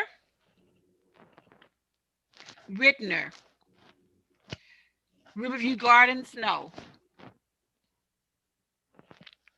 Rockwood, No. University City, Nay. I couldn't hear. Nay. No. Valley Park, No. Webster Groves, No.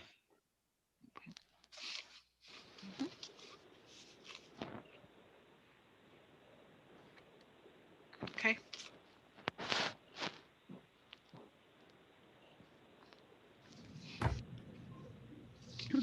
Do we just move to the next candidate, or Rita, do you let us know? I think we do the next candidate, right? Yes, go to the next candidate. Thank you. Okay. I want to ask that for clarification. This is our first time doing the board elections via Zoom, so doing the best we can. All right, so for Mr. Scott Moeller. Afton, No. Bayless, No. Brentwood, Yes. Clayton, Yes. Ferguson Florissant, Yes. Hancock Place, Yes. Hazelwood, No. Jennings, No. Kirkwood, Yes. Ledoux, No. Lindbergh, Yes. Maplewood, Richmond Heights, Maplewood, Richmond Heights, Melville, Yes.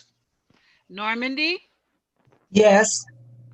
Parkway, Yes.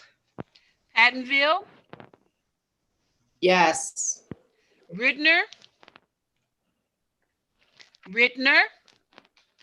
Riverview Gardens, yes. Rockwood, No. University City, Yes. Valley Park, Yes. Webster Groves. Yes.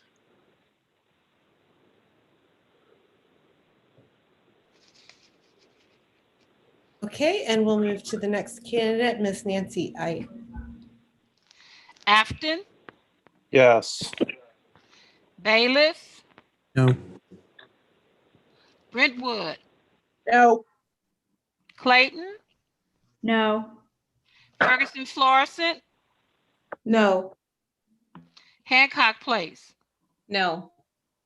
Hazelwood, Yes. Jennings, No. Kirkwood, No. Ledoux, Yes. Lindbergh, No. Maplewood, Richmond Heights, Maplewood, Richmond Heights, Melville, No. Normandy, No. Parkway, No. Pattonville, No. Rittner,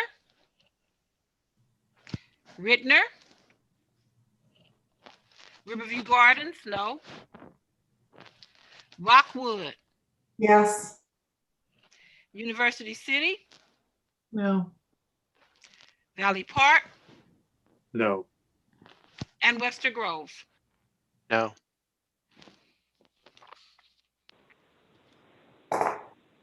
All right, Rita, do we have a result? Quorum with 14 votes, 623,505 in population for Mr. Moeller.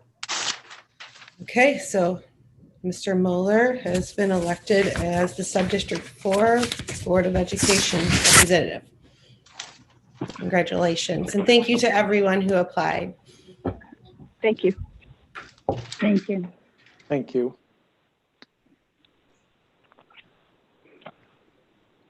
Okay, are we moving Subdistrict 4? Are they going to stay in the meeting? We're going to remove Subdistrict 4 and bring in Subdistrict 5. Okay, great, thank you.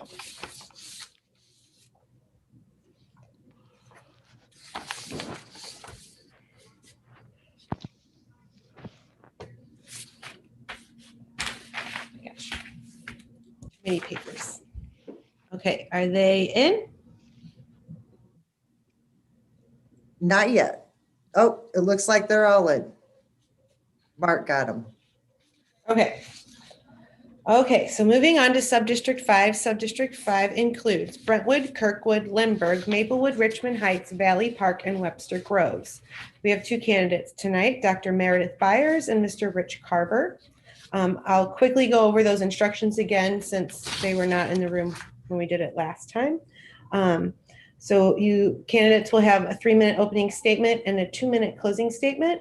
We will then ask 4 interview questions in a round robin fashion. So first question, Dr. Byers will answer first, and then Mr. Carver, and the second question, Mr. Carver, and then Dr. Byers, and so forth. You have 2 minutes for each question. We will try to give you time warnings if you're running over. So please be understanding if we need to interrupt you. And then we will vote on the Subdistrict 5 candidate board position immediately after concluding the interview questions. Okay, do we have any questions from the candidates? All right, we will start with our opening statement, and I believe Dr. Byers is first. Hey, everyone, can you see and hear me okay? Yes. Okay, great. So to the Governing Council, the SSD board members and administrators on this Zoom, thanks for the opportunity to interview this evening for the board position for Subdistrict 5. It's a great honor and I'm excited to answer your questions, but I want to start by telling you who I am, why I'm running, and why I should be your choice for this position. I'm a physician, a wife, and a mom in the Kirkwood School District. My 3 children have been in Kirkwood schools for 14 years. And I now have a high schooler, a middle schooler, and an elementary schooler. Throughout our time in Kirkwood, I've been a committed leader, volunteer, and parent, as well as a professional physician and a practice manager. I'm a board member in various organizations, and I'm a champion of education. And I believe I'm a leader that unites, a person that looks and listens, and someone who provides a reasoned and balanced approach to issues. I've been the boots on the ground here in Kirkwood and St. Louis County in various roles, representing students at multiple levels in our Kirkwood School District Educational Equity Task Force, Wellness Committee, Strategic Plan Committees, and serving this last year on our Health Advisory Council, which has been advising the district on returning our students and staff to school safely. But the why is that when we moved here 15 years ago with our oldest son, who was just a baby, I learned pretty quickly that he was not meeting his milestones appropriately. With the help of our early childhood special education, parents as teachers, SSD, and medical staff, and we arrived at a diagnosis pretty quickly and started behavioral therapies for him. He's a success story. He is now transitioned from having an IEP to having a 504. He's a high school sophomore. He has his driver's license, and he is an Eagle Scout. So we are a success story. But I also know that SSD is just one part of the cogwheel of public education, and it plays such a vital and important role. It continues to give us support and resources. And to me, this was one way I could give back. I could try to pay back what's given me while also helping other students as well. So why do I think you should choose me? Well, I'm devoted to this opportunity. Over the past several months, I've reached out to and connected with the administrative leaders from Kirkwood, Webster, Linwood, Lindbergh, Brentwood, Valley Park, and Maplewood, Richmond Heights. Thanks for the sign. I see that. Thank you. Okay, and then Mr. Carver, your opening statement. Good evening. I just wanted to start with a brief overview of my background with school districts. I started as the Chief Financial Officer Special in October of 1997 until retirement June 30, 2015. During that time frame, I was also an interim superintendent for the district from October of 99 until March of 2000 when the permanent superintendent, Dr. Kakras, took over. And since retirement in 2015, I've worked several different school finance consulting positions, 3 times in the Hazelwood School District, twice as the interim CFO, and got a better appreciation of the operations of a partner district and their interaction with the special school district. And most recently, in January of 2020, I was interim CFO of Special School District until June 30 of 2020. And in terms of special education, I developed a real passion for kids with special needs. I helped several families over my tenure navigate special school district, the IEP, connecting them with the right administrators for whatever program or services their child's needs, the IEP process, and it ranged from kids with autism to students in private and parochial schools who access the SNAP program after school. As far as interest in the special school district, my background, my institutional knowledge is certainly part of that. I see the challenges in the coming years due to the pandemic, the impact on student learning. There's going to have to be a major effort on remediation, starting with summer school. And also, there's going to be an impact on school finances Okay, as well. that's time. So we're going to move on to the first question. All right, and it will go to Dr. Byers. How did you learn of the open BOE position for your subdistrict, and what are the first 3 things you will do if elected? I learned of the position because I follow special school district closely, both for personal reasons with my own family, as well as an interest in our students with additional needs. I was surprised when Director Brown announced that she was stepping out of the position, and I took that as an opportunity to pursue this myself. I reached out to several colleagues, mentors, and local district administrators to talk about really what this means and if this would be a role that I could be of service in. So that's how I found out about it. The first 3 things I do, there are many things, but to try to keep it to 3, I think first, as we've heard tonight, providing fiscal transparency, but doing that with a fresh set of eyes and a fresh voice at the table. The second is all about connection, especially during the pandemic and these Zoom times. Parents, students, families, and staff need to feel connected. And I want to be that connection. And the last is really to be an advocate for equity. Services for our students shouldn't be determined by where they live or where they go to school, but by their needs. And I want to advocate for that. Thank you. Okay, thank you. Mr. Carver, the same question. I can repeat if you need me to. I believe it was, how did I hear about the opening? Yes, and the first 3 things you would like to do if elected. Okay.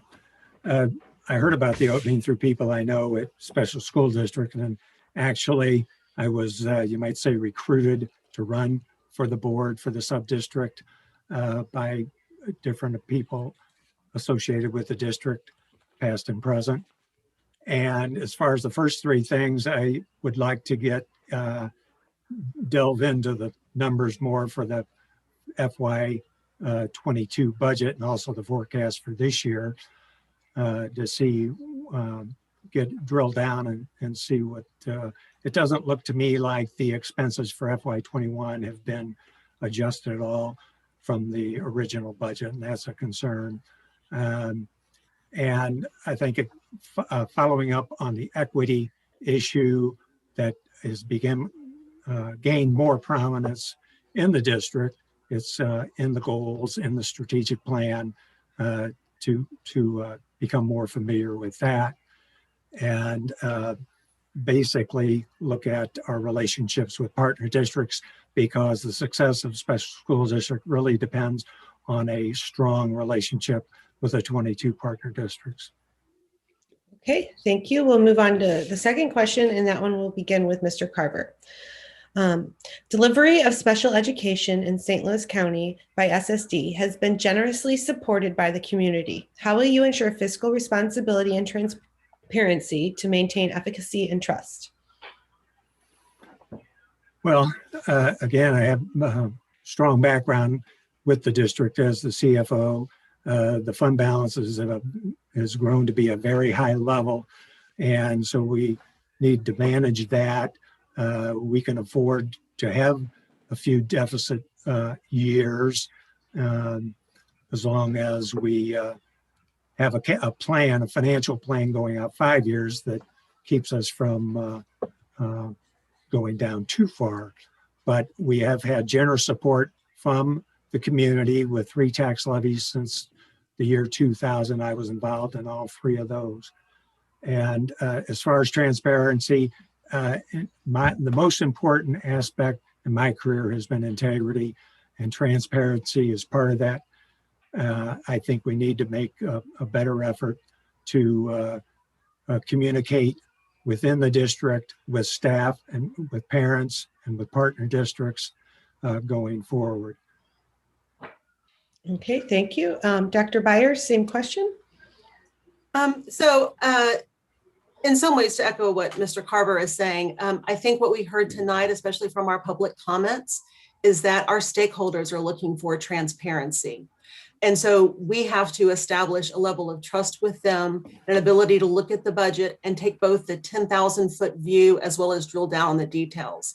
I was especially moved by the discussion around staff hirings and staff vacancies, and how do we balance that in an equitable fashion. So that's one of the ways I would do it. I also think it's about open communication, listening to our stakeholders, giving information back to them, making it really a two-way conversation between SSD and the students and families that it serves.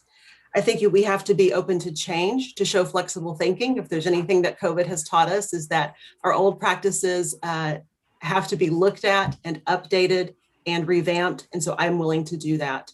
And I would think we have to hold everyone accountable, from our COO to our board and our governing council, as well as our superintendent. I've been in Kirkwood School District involved in the last 5 tax levies and bonds, so I have a strong understanding of how they work.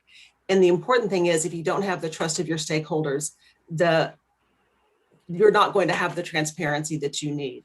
But I think to end, the numbers, the staff, the details, the differences in the budget, what we need to remember is that it's about the kids that we're serving and the kids that we represent and the kids in our special school district. And so I would look at it with that lens on all levels. Okay, thank you. All right, moving on to question 3, and that will begin with Dr. Byers. How will you use your seat to push for equitable policies and allocation of resources, including staffing, while also ensuring smaller districts with more at-risk distressed community index ratings receive the level of services they need to succeed? So that's actually a great question. I know it's one of the main tenets of SSD is equity for our students, and we as board members have to enact that at all levels. I would be representing a subdistrict with several large school districts in it, but it's not about my kids in my district versus your kids in your district. It's about all of our kids. We're serving 1 in 6 kids in St. Louis, and we're serving kids in our public school districts, private schools, parochial schools, homebound schools. We're serving schools in our partner districts, students in our partner districts, and students in our 7 schools. So we really have to blur the lines of who we each represent and look at ourselves as a team representing all of these students. I think it's about listening to all voices, not the loudest voices. And I think it's about listening to the students. We really have to look at our resources. I know we talked about centralized resources during the budget discussion, and we have to look at our staffing. And I think really looking at where we need staffing and how we're addressing that, especially when we looked at that disproportionality rate. That area bears some need for significant focus. That's where I would start. And I think it's a conversation, and I would have to be a student of policy on this and learn about our policies and how we can improve them. Okay, thank you. Also, Rita, a governing council member was kicked off the meeting and they're waiting to be let back in. It's Mr. Frost. Okay, Mr. Carver, would you like me to repeat the question? Yes, please. How will you use your seat to push for equitable policies and allocation of resources, including staffing, while also ensuring smaller districts with more at-risk distressed community index ratings receive the level of services they need to succeed? Well, I think that starts with the board goals, and there has been an emphasis I mentioned earlier on equity. That's under the umbrella of equity. And I think there's been an effort to staff those districts within the lower socioeconomic area to the best, available resources and get strong staffing there. And as part of the disproportionality, that is also referred to as early intervening services. And I know in the budget for this year, this fiscal year, and it appears to be for next year, there are staffing social workers and school psychologists, and that's mainly to work with kids who don't have an IEP yet, but are at risk to need an IEP. So we want to the board should focus on that to ensure that those districts get their resources that they need as part of the budget process. All right, thank you. And we'll move on to question 4, which again will go to Mr. Carver. How will you represent and collaborate with all of the school districts you represent? Well, I plan to meet with those boards of those districts. I'm a Kirkwood resident, and so familiar with the what's been going on in Kirkwood. Brentwood, very familiar with my experience there, and really all the districts. And I plan to reach out to those districts to appear at a board meeting from time to time to give a report to the board of that partner district on what has been happening at SSD, especially as it relates to those districts in my sub-district. Okay, thank you. And Dr. Byers? Could you repeat the question? How will you represent and collaborate with all of the school districts you represent, not just the one you live in?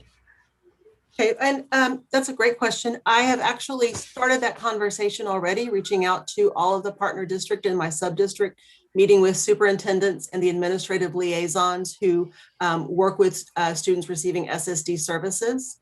I think you also have to be open to the parents and families. We need to open those lines of communication.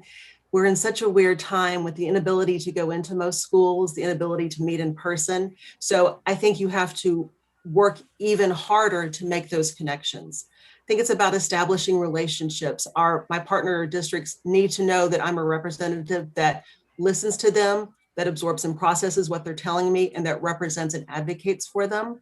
And I need to do everything I can to ensure that trust in our communication.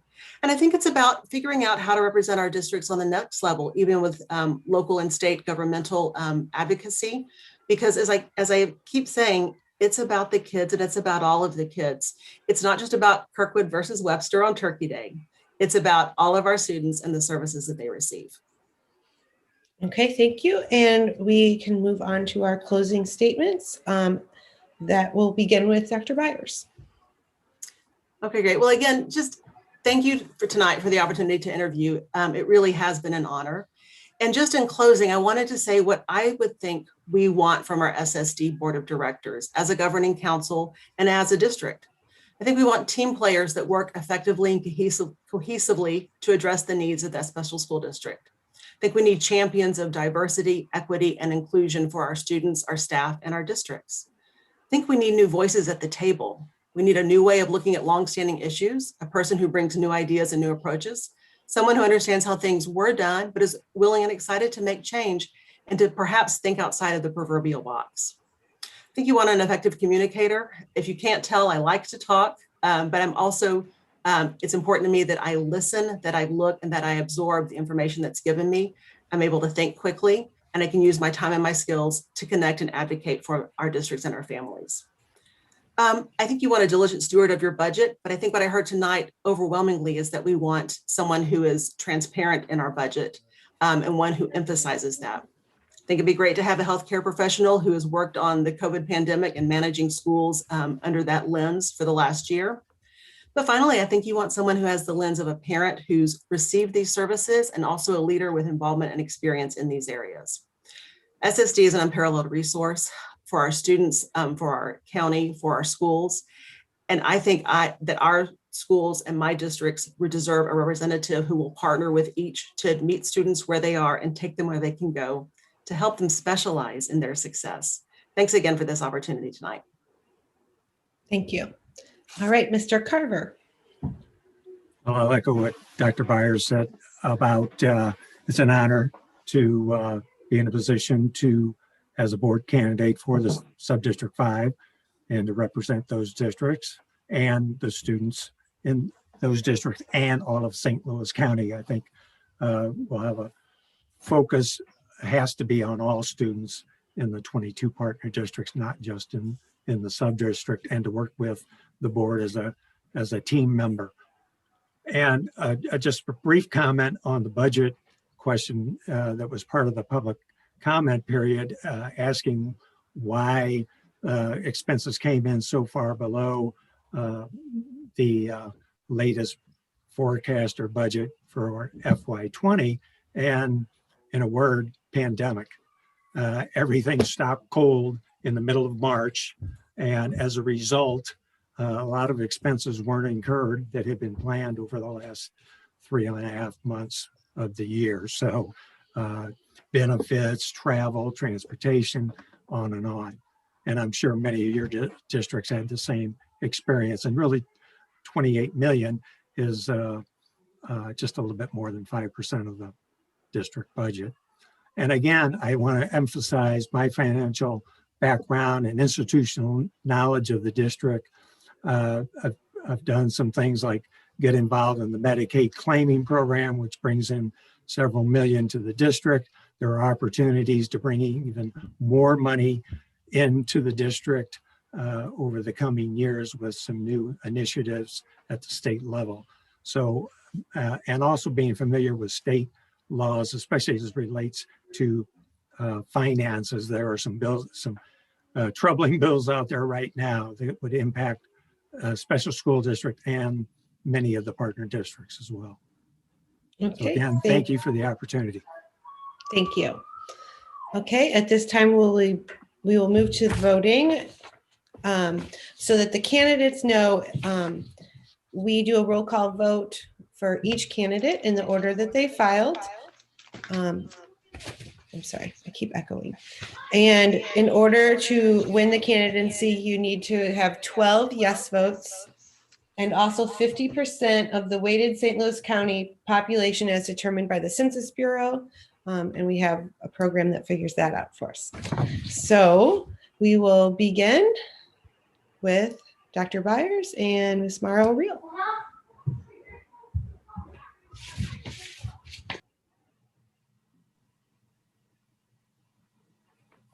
You're on mute. Sorry about that. Afton, Yes. Bayless, Yes. Brentwood, Yes. Clayton, Yes. Ferguson Florissant, Yes. Hancock Place, Yes.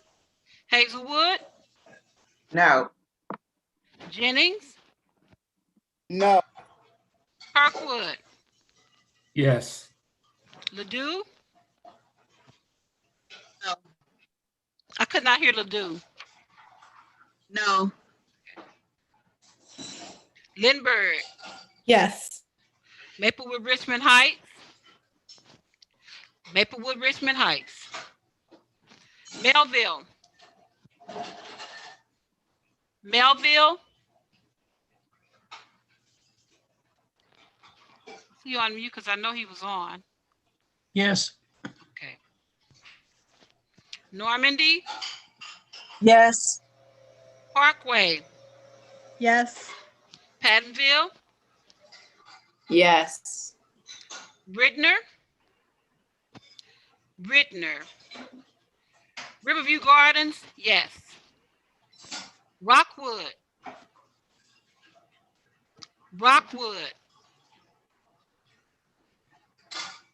She's a mute. No. Did Rockwood say, what did Rockwood say? No. No.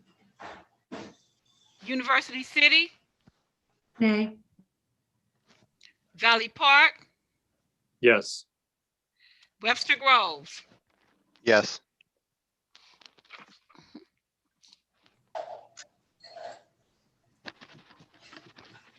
Okay, are we ready for the next one? For Mr. Carver? Afton, No. Bayless, No. Brentwood, No. Clayton, No.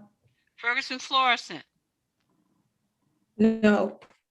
Hancock Place, No. Jennings, Yes.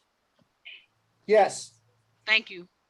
Kirkwood, Did you get Hazelwood? No, didn't get Hazelwood. oh, I apologize, Hazelwood, Yes. okay. And then Jennings, okay. Kirkwood, No. Ladue, Yes. Lindbergh, Yes. Maplewood Richmond Heights, Maplewood Richmond Heights, Lindbergh? You voted yes on the first one? I'm sorry, no. okay, let me change that, Was getting my papers, I got distracted, I'm sorry. okay. So I believe the last person I called was Rich Maplewood, Richmond Heights. Did I call Melville? No. Okay. Normandy, No. Parkway, No. Pattonville, No. Rittner, Riverview Gardens, no. Rockwood,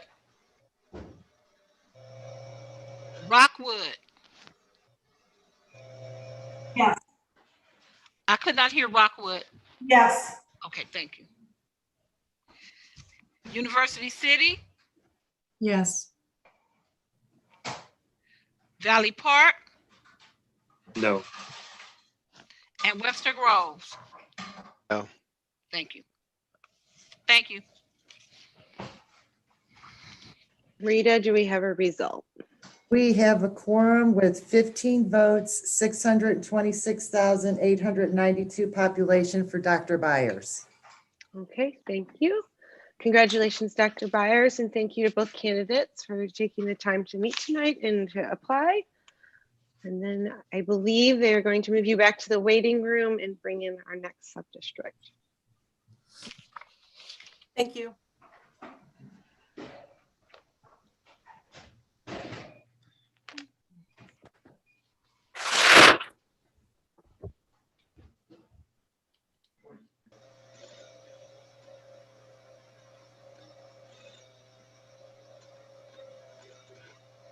Okay, they are all in. Okay, welcome Sub-District 6 candidates. Okay, our candidates for Sub-District 6, Sub-District 6 includes Clayton, Normandy, Rittner, and University City. And our candidates are Miss Jen Goodman, Miss Christina Blankenship, and Miss Tiffany Hudson. Okay, I will run through how we're working this tonight. Each candidate will have 3-minute opening statement and a 2-minute closing statement. We will ask 4 interview questions in a round robin fashion. Starting, and you will have 2 minutes for each question. We will start with the first person who filed. They'll answer the first question first, second person next, and so on. And when we get to the second question, we'll ask the next candidate. So the second person who filed will answer the question first. All right, in order to successfully be elected, a candidate must receive 12 votes and must also receive a majority of the weighted county population as determined by the Census Bureau. We do a roll call vote for each candidate, and each governing council member will vote yes or no on each candidate, and they get 1 yes vote. Okay, are there any questions? All right, we will begin with opening statements, and Ms. Goodman is our first candidate. Great. Thank you. Good evening. I'm Jan Goodman. I've been a longtime resident of Clayton, and I have 4 children who went through our public schools, 2 of which who received significant services from the special school district. I have been on the board for 15 years, and I believe in that time that I have demonstrated a willingness to spend unlimited amounts of time in support of the district. I have amassed a tremendous amount of knowledge and expertise regarding board operations, and I've shown a passion and a commitment for serving all kids within the district. I have observed firsthand the barriers that children with special education and special needs have to their education, and that has fueled my passion for working for the special school district. I have also personally witnessed firsthand the additional barriers that are present for kids facing racial inequities. And I know this because my son Richie had a best friend, Matt, who was part of the voluntary transfer program, who came to Clayton, and we became his second household. He spent every weekend, every summer for 8 years with us, and we saw him through high school. And I experienced firsthand the trauma he endured and the racism that he was subjected to. And I saw the barriers that were even higher that were in his way. And we worked very hard as a family to break down those barriers so he could have the same opportunities that my kids did. And we were successful in that. And I strive to do that same thing for all of the students in the North County area. I can serve those students best by my role on the board and by the role I have in governance, and particularly a seat at the table where we're discussing staffing and resources. To that point, I was the one who recommended and got board support for the addition of a director of equity to be added to the staff at special school district. Additionally, through subsequent many conversations with Dr. Keenan regarding our struggling districts, we talked. Is that 3 minutes? Shut the door. Really? Okay. It's going so. Okay, now those. Never mind. Okay. Okay. Next, we will have Miss Blankenship. Okay, can you hear me okay? Yes. Okay, just wanted to make sure. Good evening, members of the Governing Council. Thank you in advance for your consideration of my candidacy for the Special School District of St. Louis County Board of Education as the representative for Subdistrict 6.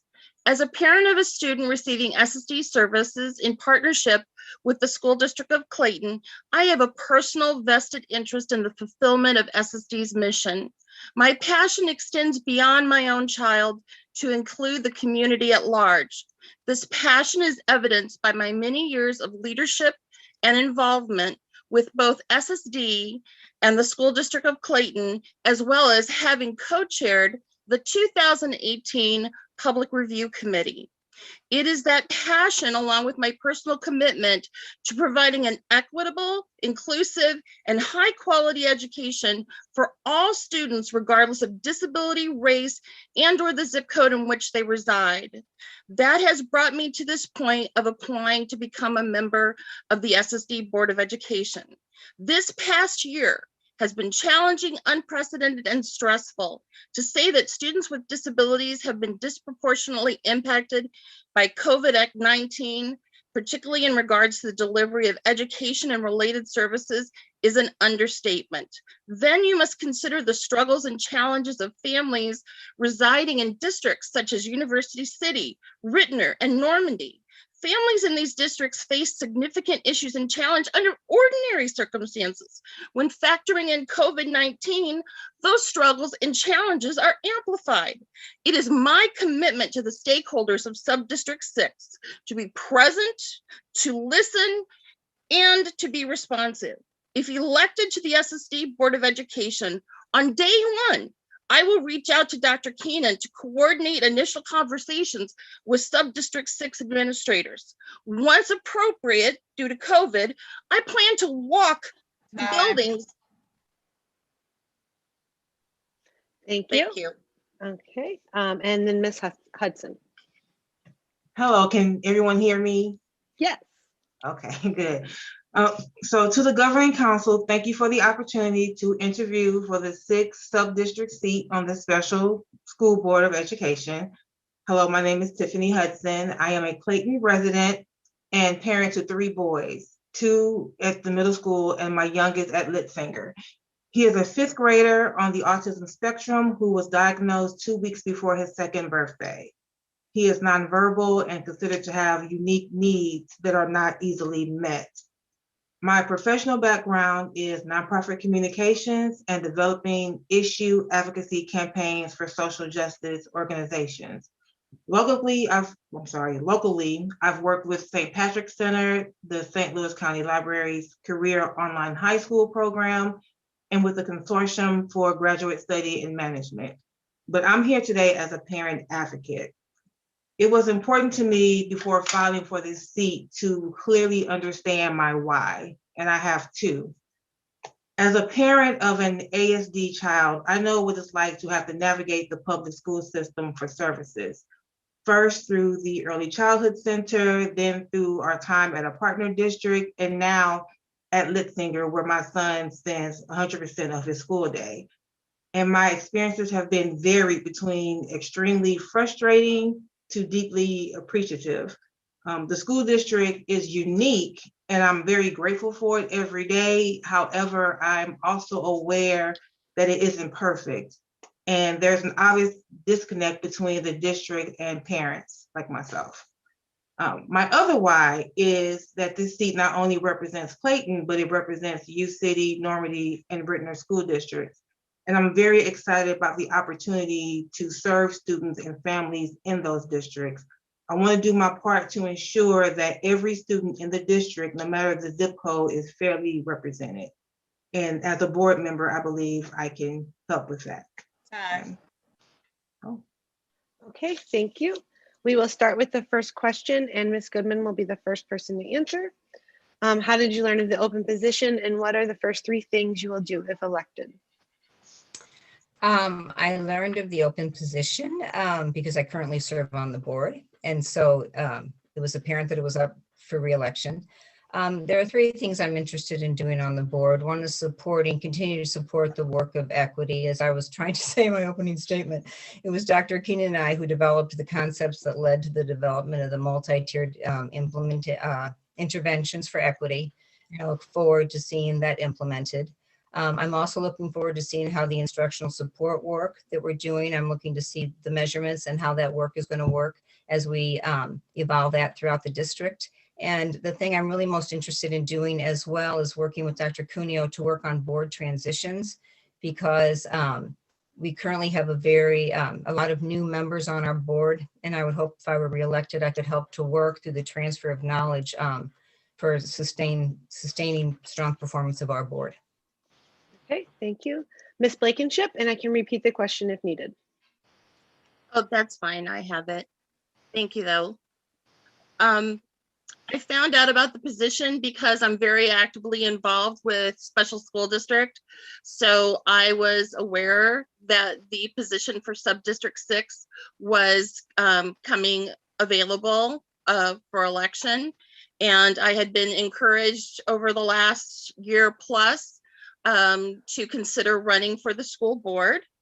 And the 3 things that I would do if I was elected, I also got cut off in my opening statement. You heard me mention, about being visible, being responsive, and listening to our stakeholders. Number 1, getting with Dr. Keenan, connecting with those administrators, those special ed directors, governing council members, and having those initial conversations regarding partnering, getting to know each other. Then once it's appropriate, walk in those buildings, getting to know those families, having engagement activities, getting to know those students. The best way I can serve you is to get to know you. And then the other part is if I was elected, I would work with the incumbent board member to ensure a smooth transition, and that I would get up to speed regarding budget, the equity work, our COVID response, staffing and recruitment, and technology for the district. Okay, thank you. And Ms. Hudson. Okay, so I learned about the position really on Facebook. I follow the SSD page. And what I would like to do for my first 90 days, it's really, I think it's more simple. I just want to get to know the area coordinators for the schools that is representative of this district seat, and create a forum where I can connect with parents. I think it's important to create an avenue for parents to just kind of voice their opinions and kind of get to learn like what they think is necessary and needed, just kind of one-on-one. For me, I think that would be the first thing I'd like to address. I like I said, I believe there's a disconnect. And so I'd like to kind of find a way around that where parents feel comfortable and feel that not that they just heard, but that they're really understood, and that someone's going to take the information and do something with it. So. Okay, thank you. All right, our next question, and then we'll begin with Ms. Blankenship. Delivery of special education in St. Louis County by SSD has been generously supported by the community. How will you ensure fiscal responsibility to maintain efficacy and trust? Okay. Well, as we heard in some of the public comments, and as we've heard repeatedly from the community and stakeholders, there is always this question regarding transparency, regarding the finances of the district. And my goal would be to work with Dr. Keenan and the CFO and the rest of the board members, and maybe consider having town hall meetings. You know, with COVID, there's been a lot of isolation. There's been these questions for years of, you know, why can't we give teachers bigger increases in salaries? Because we have, you know, these large reserves. And I think that having town hall meetings where we discuss that, have the transparency, have more information on the websites that is easily accessible is helpful. And we also have board policy that guides our fiduciary responsibility as well that we should follow. Okay, thank you. Ms. Hudson, and I can repeat the question if needed. Can you please repeat the question? Delivery of special education in St. Louis County by SSD has been generously supported by the community. How will you ensure fiscal responsibility to maintain efficacy and trust? Well, I agree that transparency is important. This is an area where there's a learning curve for me, but I think it's important that we break down information that's easily consumable for parents so they can understand exactly how money is being used and why. I have some concern after today's meeting, seeing where some of the money is going for like paras and questioning just some questions around what's prioritized for support. And I would think other parents would have the same question. So I think just breaking it down for stakeholders and letting them understand kind of the reasons behind what we're doing and in language that's easily understood. Yes. Okay, thank you. And Ms. Goodman. Oh, you're on mute. Thank you. Fiduciary responsibility is one of the three main responsibilities of a board member, and I take that responsibility very seriously. We've just completed some work on our strategic planning, and one of the things we've talked about is moving to a stronger database model, where I think what we need to do is do better data evaluation of spending on programs and ensure that we are with our instructional supports and in our multi-tiered services, that we are seeing the results with the students that we need based on data, and then be very transparent in terms of that communication of what we're doing and what the impact we're having in the student community. Okay, thank you. All right, our third question will go to Ms. Hudson first. It's a long one, so bear with me. How will you use your seat to push for equitable policies and allocation of resources, including staffing, while ensuring smaller districts with more at-risk distressed community index ratings receive the level of services they need to succeed? Okay, that's a long question. Can you repeat it for me just one more time? How will you push for equitable policies and allocation of resources, which can include staffing, while also ensuring districts with higher with higher distressed community index ratings receive the level of services they need to succeed? Well, I think as I've said before, we need to really understand what each district really needs, which for me means speaking with teachers, speaking with parents, kind of one-on-one, and kind of letting them tell you what's most important. There's not like a one-size-fit-all solution for every district. So for me, that would be my approach to it. It's kind of finding out exactly what's needed from each district, and then do my best to advocate for that on the board. That's such a, I know that's not an easy, it's easier said than done, but my approach to everything is just speaking with people and trying to figure out, okay, what are they saying the needs are, and then trying to work that out in the bigger picture, so that everyone can get at least the best of what's needed for each district. So. Okay, thank you. Ms. Goodman, you're next. Would you like me to repeat? No, I think I'm good. At the risk of repeating myself, I've been working very hard in this equity initiative for the past 6 to 9 months. As I mentioned, I was the one who recommended that we add a director of equity to our staff, which we have done. We also have done an analysis to identify our struggling districts. And with Dr. Keenan, we have developed a system of putting incremental supports, not only more money, but different kinds of supports in those areas where students are struggling, because we know that equal resources is not the same as equitable resources. And I'm a firm believer in that, and I will work hard to ensure that those incremental supports are put in place. Okay, thank you. And Ms. Blankenship, would you like me to repeat? Yes, please. How will you use your seat to push for equitable policies and allocation of resources, which could include staffing, while ensuring smaller districts with more at-risk distressed community index ratings receive the level of services they need to succeed? Well, I think the first step, as you advocate for equity, is that you must have an equity lens with everything you do in the way of policy and practice by the board, which means every time we look at a policy, in a practice, we need to be thoughtful in our approach to ensure that there is equity, whether these are policies regarding resources or discipline.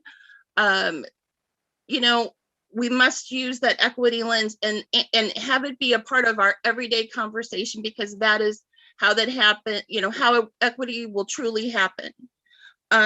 We need to look at the equity policies and always have continuous reporting and checks and balances on that. And it's great to collect data, but you can't just rely on data. I think it's really important to hear from your stakeholders. I think it's really important to have boots on the ground and do building tours and have engagement sessions with parents and teachers and staff and administrators in your districts. To understand all these have to happen and be in play together to ensure equity and help me as a board member to continue to advocate for equity within the districts I represent, as well as all of St. Louis County. Okay, thank you. All right, we will move to question 4, and that one will begin with Ms. Goodman. How will you represent and collaborate with all of the school districts that you represent and not just the one you live in? Well,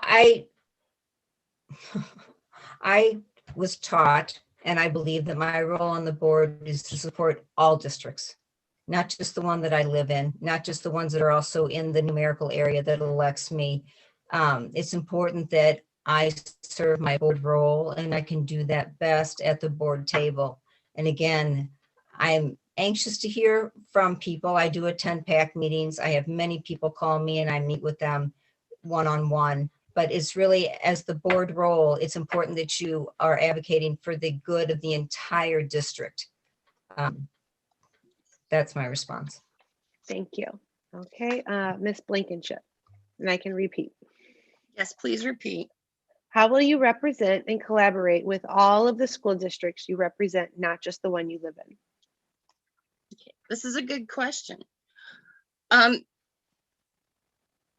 As I mentioned in my earlier statements and in my packet, it is important to align our goals and our efforts and our resources to ensure equity and inclusion and excellence for all students. And I believe that starts, for me to represent and collaborate, I've got to be engaging with you. Value-added two-way communication with the districts. That means the special education directors, area coordinators, building leaders, superintendents, governing council members, teachers, parents, the whole gamut, all of your stakeholders. And I currently sit on both the SSD PAC and I lead the Clayton PAC Ed. And so I think it is vital for board members to attend those meetings. So I would continue to attend those meetings as a board member to get that feedback and get that temperature for the entire district, and add texture to those visits. In addition, I would be going and visiting the SSD schools. I think that's important, that they also be included in the tours and the engagement. In the interim, because of COVID, I would do as much engagement as possible via Zoom. And I would support and try and facilitate engagement opportunities, and participate in school functions and activities within the districts that I represent. I think they need to know that their board member is there for them and accessible to them and being listening and responsive to their needs. Okay, thank you. And Ms. Hudson, how will you represent and collaborate with all of the school districts you represent, not just the one you live in? Okay. Well, it's important to represent the entire district. We know that's what this seat is for, but you need to have a firm grip on what the needs and barriers are for each district that you represent. So yes, attending meetings, meeting with, staff and all that's important. I understand that, but you also need to find a way to get a bigger picture. I'm sorry, I was going over notes as she was speaking. So I guess there's two ways to approach it. You have to speak with staff. They have their own issues and needs that have to be addressed. Then there's the needs of parents and students. There's two completely separate issues that would have to be addressed. I don't think there's one way to address both. But you have to engage as much as possible so that you can get a better understanding of what is needed and what the barriers are for each district. It has to be about more than just the district that you live in. Sorry, I'm a little nervous. So for myself, I live in Clayton. I understand Clayton. I understand what it's like here, but I don't live in New City. I don't live in Normandy. I have ideas about it, but I can't have no personal experience necessarily with parents there or with the teaching staff there. So it's just about engaging as much as possible and having really frank conversations. As a parent, I have very frank conversations with teachers and staff about my son. And I bring up the uncomfortable things that I think maybe they're not allowed to do. That's one thing I think is tricky. I can bring up topics as a parent that staff and board members maybe can't. So I would want to find a solution around that. I bring up race a lot because I have a Black son and his experience is different with him being nonverbal and all of that. So that's a barrier that I would want to think through to kind of figure out a way to have more honest conversations to address real needs and real barriers. So. Okay, thank you. And we will move on to closing statements. You have 2 minutes and we'll go in the filing order. So Ms. Goodman. Thank you. So I just want to reiterate that I feel like over the past 15 years, I have demonstrated my willingness to put in an incredible amount of time in support of these board operations, that I have amassed significant amount of knowledge that I feel is important to have for board operations, and I've shown a passion and commitment for serving kids all across the district of St. Louis. I would like to ask you, Governing Council, to consider the composition of a board. Based on the actions you've done previous to this tonight, we currently have one board member, basically, who has any experience now serving on the board for more than a single term. And the average experience of the members, other than Dr. Cuneo, would average to less than 1 year. And I think it's difficult enough, particularly in these uncertain times with COVID. And as we try to work hard against these issues of equity, I think it's important that the board have a balance of experience and new thought. And I would humbly love to serve one more term in helping to transition our board to a more experienced state. Thank you. Thank you. Ms. Blankenship. Yes, thank you. Members of the Governing Council, thank you again for your consideration of my candidacy for the SSD Board of Education as the representative for Subdistrict 6. It is my hope that I have more than sufficiently demonstrated to you that I am the clear choice for the SSD Board of Education. I am a believer that we are the sum of all of our experiences. The depth and breadth of my experience, both professionally as a community leader and advocate, has uniquely prepared me to serve on the SSD Board of Education. Being a member of the SSD Board of Education is not about me and mine. It is about using my knowledge, my skills, and experience, as well as passion and energy for the benefit of students, families, teachers, staff, and communities within Subdistrict 6, but also all of St. Louis County. It is that belief and my commitment to providing an equitable, inclusive, and high-quality education for all students regardless of disability, race, and the zip code they reside in that has brought me before you today. It has been and always will be about the students and about the work. Again, it is my commitment to the stakeholders of Subdistrict 6 to be present, to listen, and to be responsive. Thank you. Thank you. All right, and Ms. Hudson. Okay. So as I've mentioned, I'm a little nervous. I'm just going to speak frankly for my closing statement.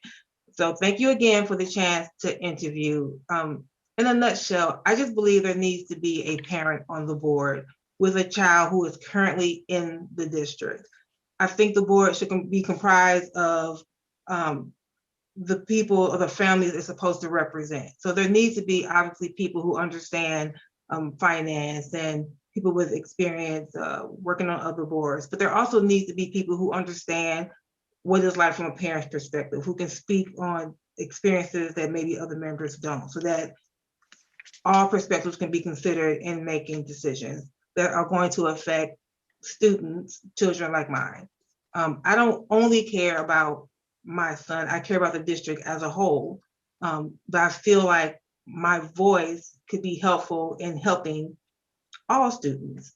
I'm passionate about it, and I want to represent people who maybe feel like they don't have representation on the special school district board. And I don't want to wait 3 years to see if who's in the seat is going to understand better what our needs are and barriers are. So thank you for the opportunity to interview. Okay, thank you. Okay, that concludes the interview portion. At this time, we will move to a roll call vote. And Ms. Mara Reel will start. We do a roll call vote for each candidate. Thank you. Afton? Oh, No. I'm sorry, Ms. Goodman, in filing order. Let's start again. Afton? No. Thank you. Thank you. Bayless? No. Brentwood? No. Clayton? Yes. Ferguson Florissant? No. Okay, no. Okay. Hancock Place? Yes. No. Okay. Okay. So I called Ferguson. What did Ferguson say? No. Okay. And what did Hancock Place say? Yes. No. We're getting two people at the same time. Yes. So Ferguson Florissant is No. No. And Hancock Place is yes. Okay. All right. Okay. Hazelwood? No. Jennings? Yes. Kirkwood? No. Ladue? No. Lindbergh? Yes. Maplewood Richmond Heights? Maplewood Richmond Heights. Okay. Melville? Yes. Normandy? No. Parkway? No. Pattonville? No. Ridner?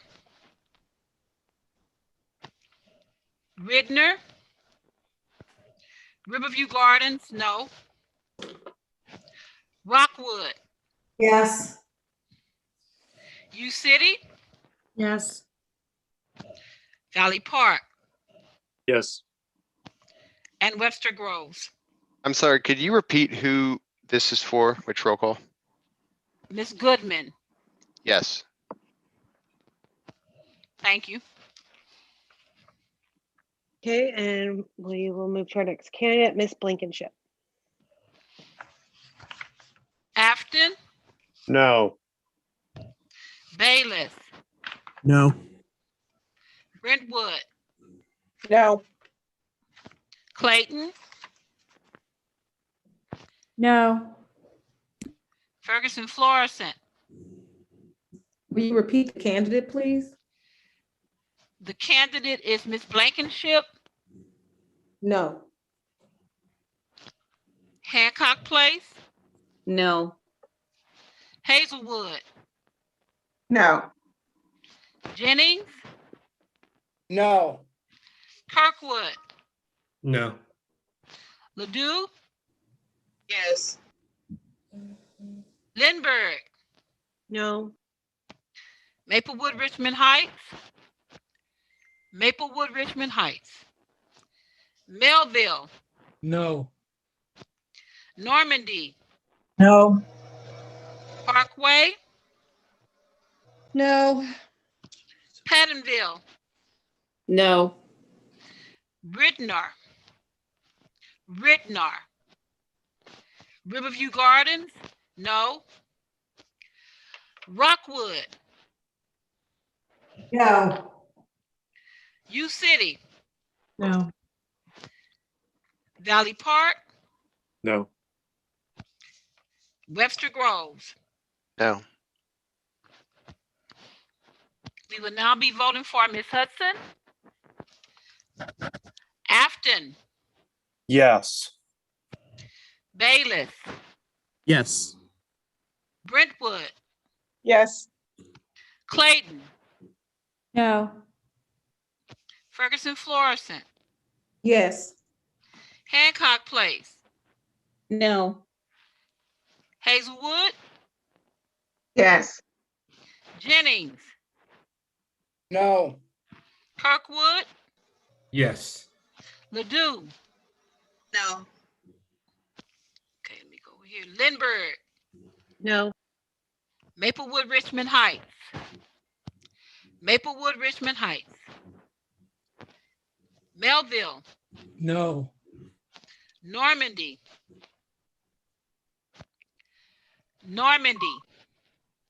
No. Parkway, Yes. Pattonville, Yes. Ridner, Riverview Gardens, yes. Rockwood, No. University City, No. Valley Park, No. and finally Webster Groves. No. Thank you. Rita, do we have a quorum? We do not have a quorum. Okay. Okay. All right, so I'll keep reading the directions. When a quorum is not reached after the first voting session, then the governing council will continue to discuss the merits of the candidates and take up an additional 3 votes for a total of 4 votes if it is believed a candidate may be selected that evening. If after those additional votes are taken and the successful candidate is not determined that evening, then the governing council chair will declare an impasse.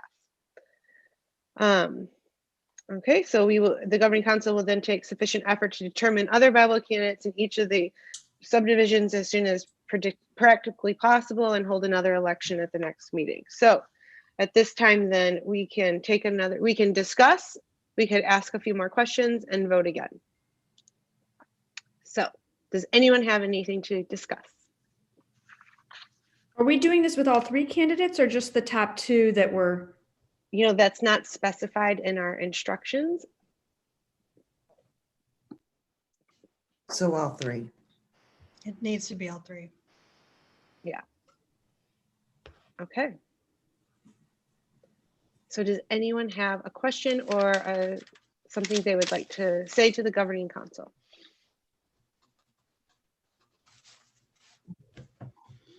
Rita, how many districts are not here tonight? How Two? many are here tonight? How many are not here tonight? 2. Are you able to read the results of the votes you just tabulated? Let me go back.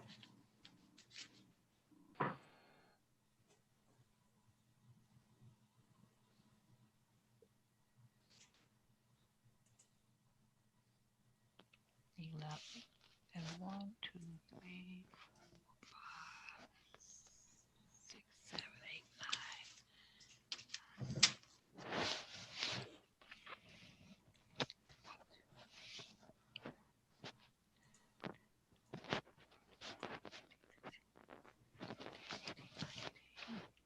9. Okay.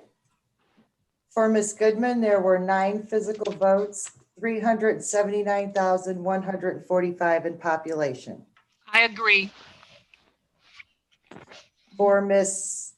Blankenship, there was 1 vote at 27,103 in population. I agree. And for Ms. Hudson, I have 9 votes, 498,298 in population. I agree. May I speak? Can you hear me? Yes. I want to say we've seen a lot of high quality candidates tonight, and thank you all for coming out. When I joined my board, the longest seated of us had been on there for 2 years. And I just want to say that that institutional knowledge and experience really does or can play a factor.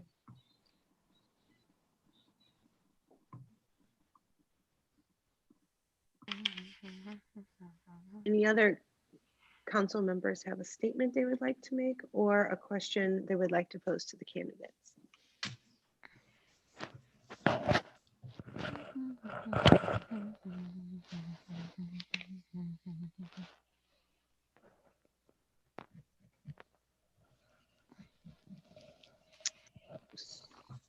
Okay.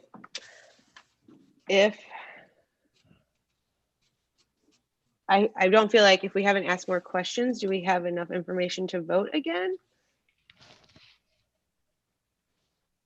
How are the council members feeling? I think we should try one more. And if we don't see any swing, then I think we may be at an impasse.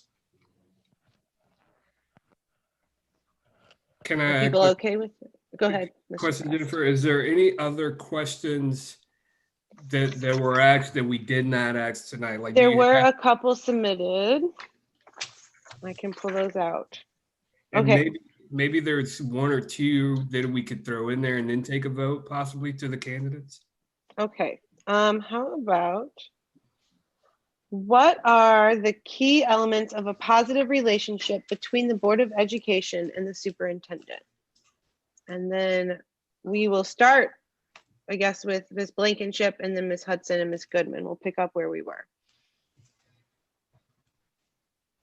Could you repeat that question again, please? What are the characteristics of a highly functioning, wait, I'm sorry, now I lost my place. What are the key elements of a positive relationship between the Board of Education and the superintendent?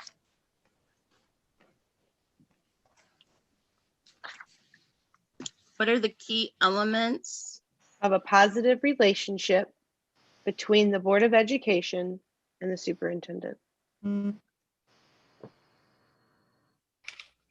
Key elements between the Board of Education and the superintendent is communication. Communication is always key.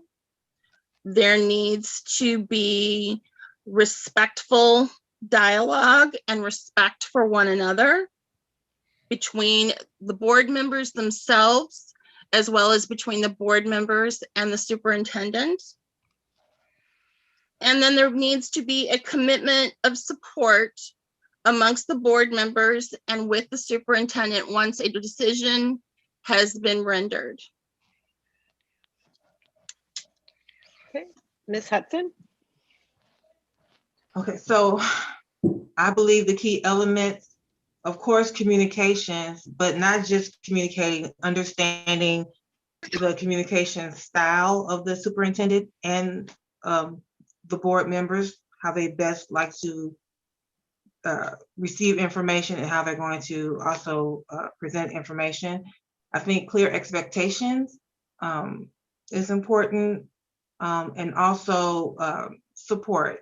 I agree, support on decisions and support and respect of those decisions. That's. Thank you. And Ms. Goodman. I would actually agree with both the women said, but I would maybe add a couple more. There has to be a level of trust between a board member and a superintendent. That's very important, that you have a trusting relationship. There has to be transparency in communications, and that builds into the trust as well, to know that the communications are transparent and truly forthcoming. And then there has, I think a good relationship is dependent upon an exchange of ideas. It isn't just a dictation of ideas from the superintendent to the board or in the other direction. It's got to be a positive working relationship with some good exchange of ideas. That's how you get to a better place. Okay, thank you. And then another question, and then this one will start with Ms. Hudson. What are the characteristics of a highly functioning school board? The key characteristics of a highly functioning school board? Yes. Well, I would say the school board must communicate well to the stakeholders. I believe creating an atmosphere where they are responsive to parents and stakeholders. If someone reaches out, to be intentional about reaching back. Transparency, as Ms. Goodman said, for the other question, I think is also important for the Board of Education board members.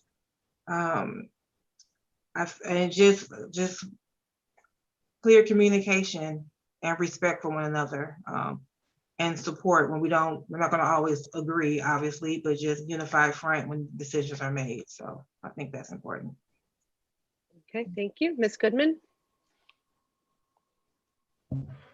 I think the three of the that qualities of a positive working board are, one, to be clear that the board has a passion for serving the kids, and first and foremost, the kids are our mission, and that's who we're here to serve.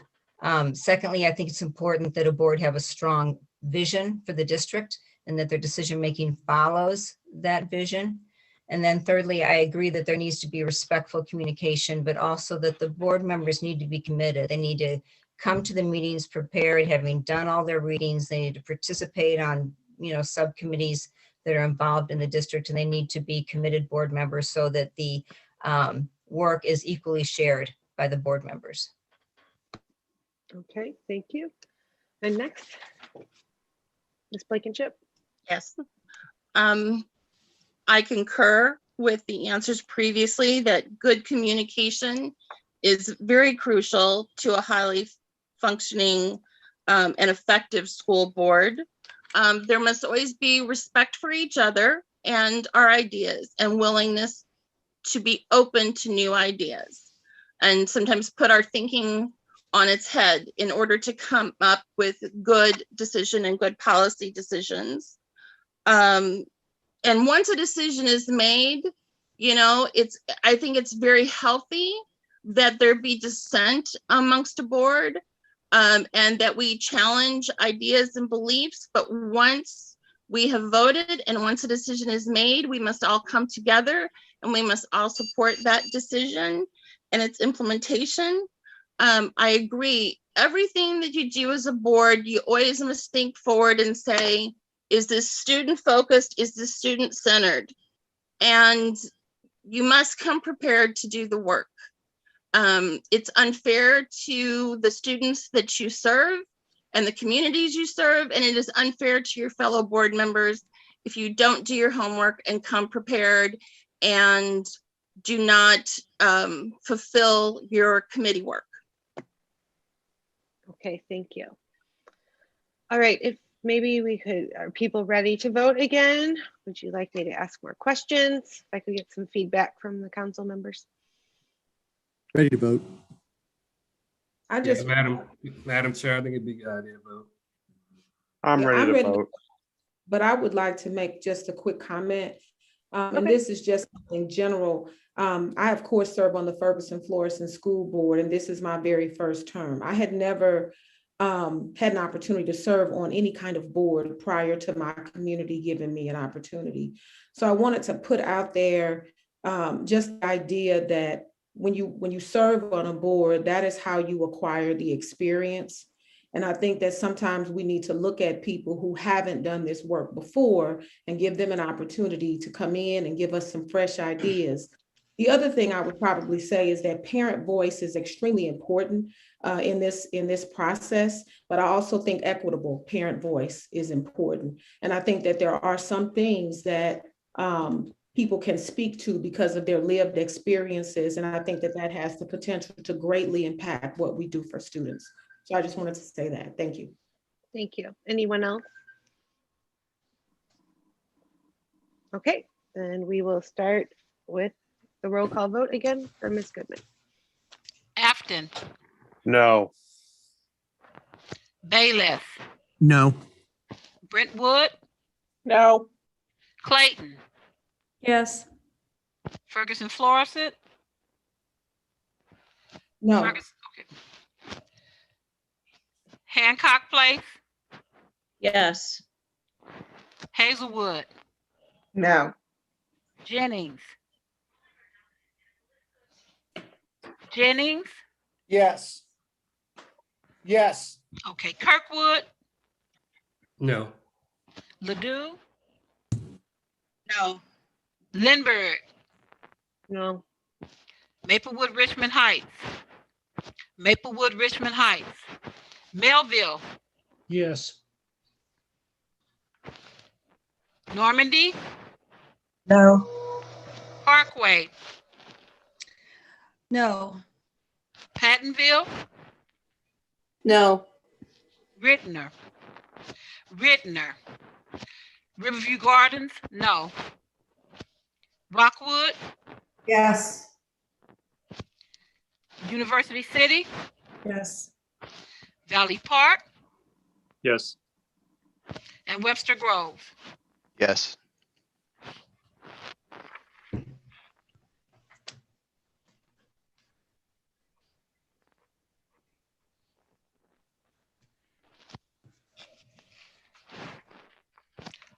I will now go on to Ms. Blankenship. Afton, No.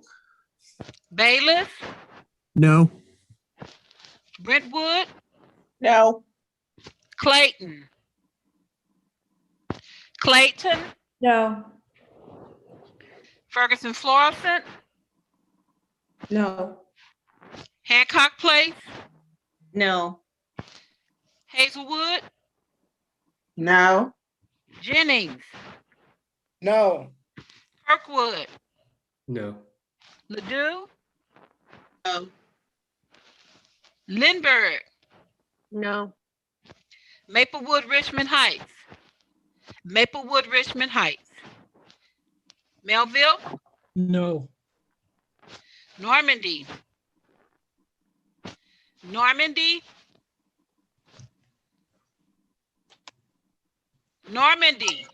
I was muted. No.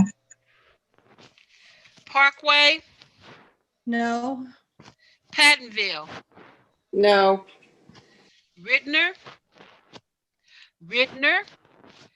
Riverview Gardens, no. Rockwood, No.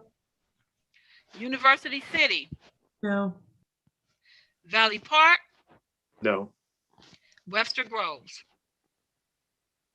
No.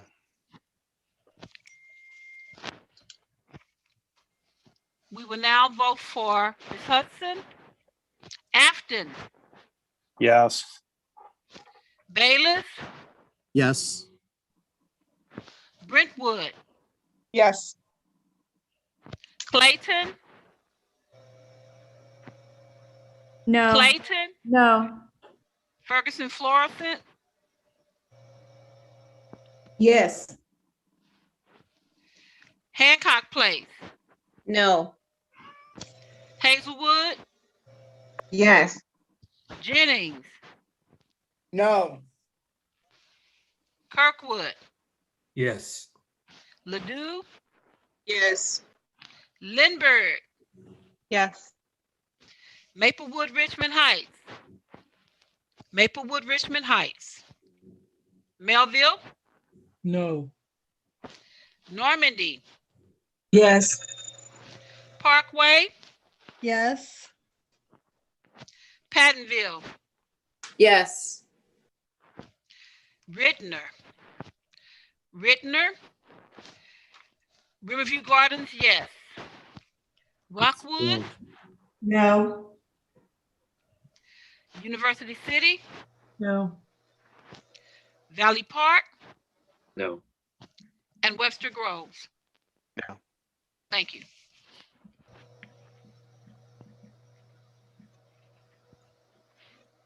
Rita, do we have a quorum? 7, 8. Rita, you're on mute. Rita, you're on mute.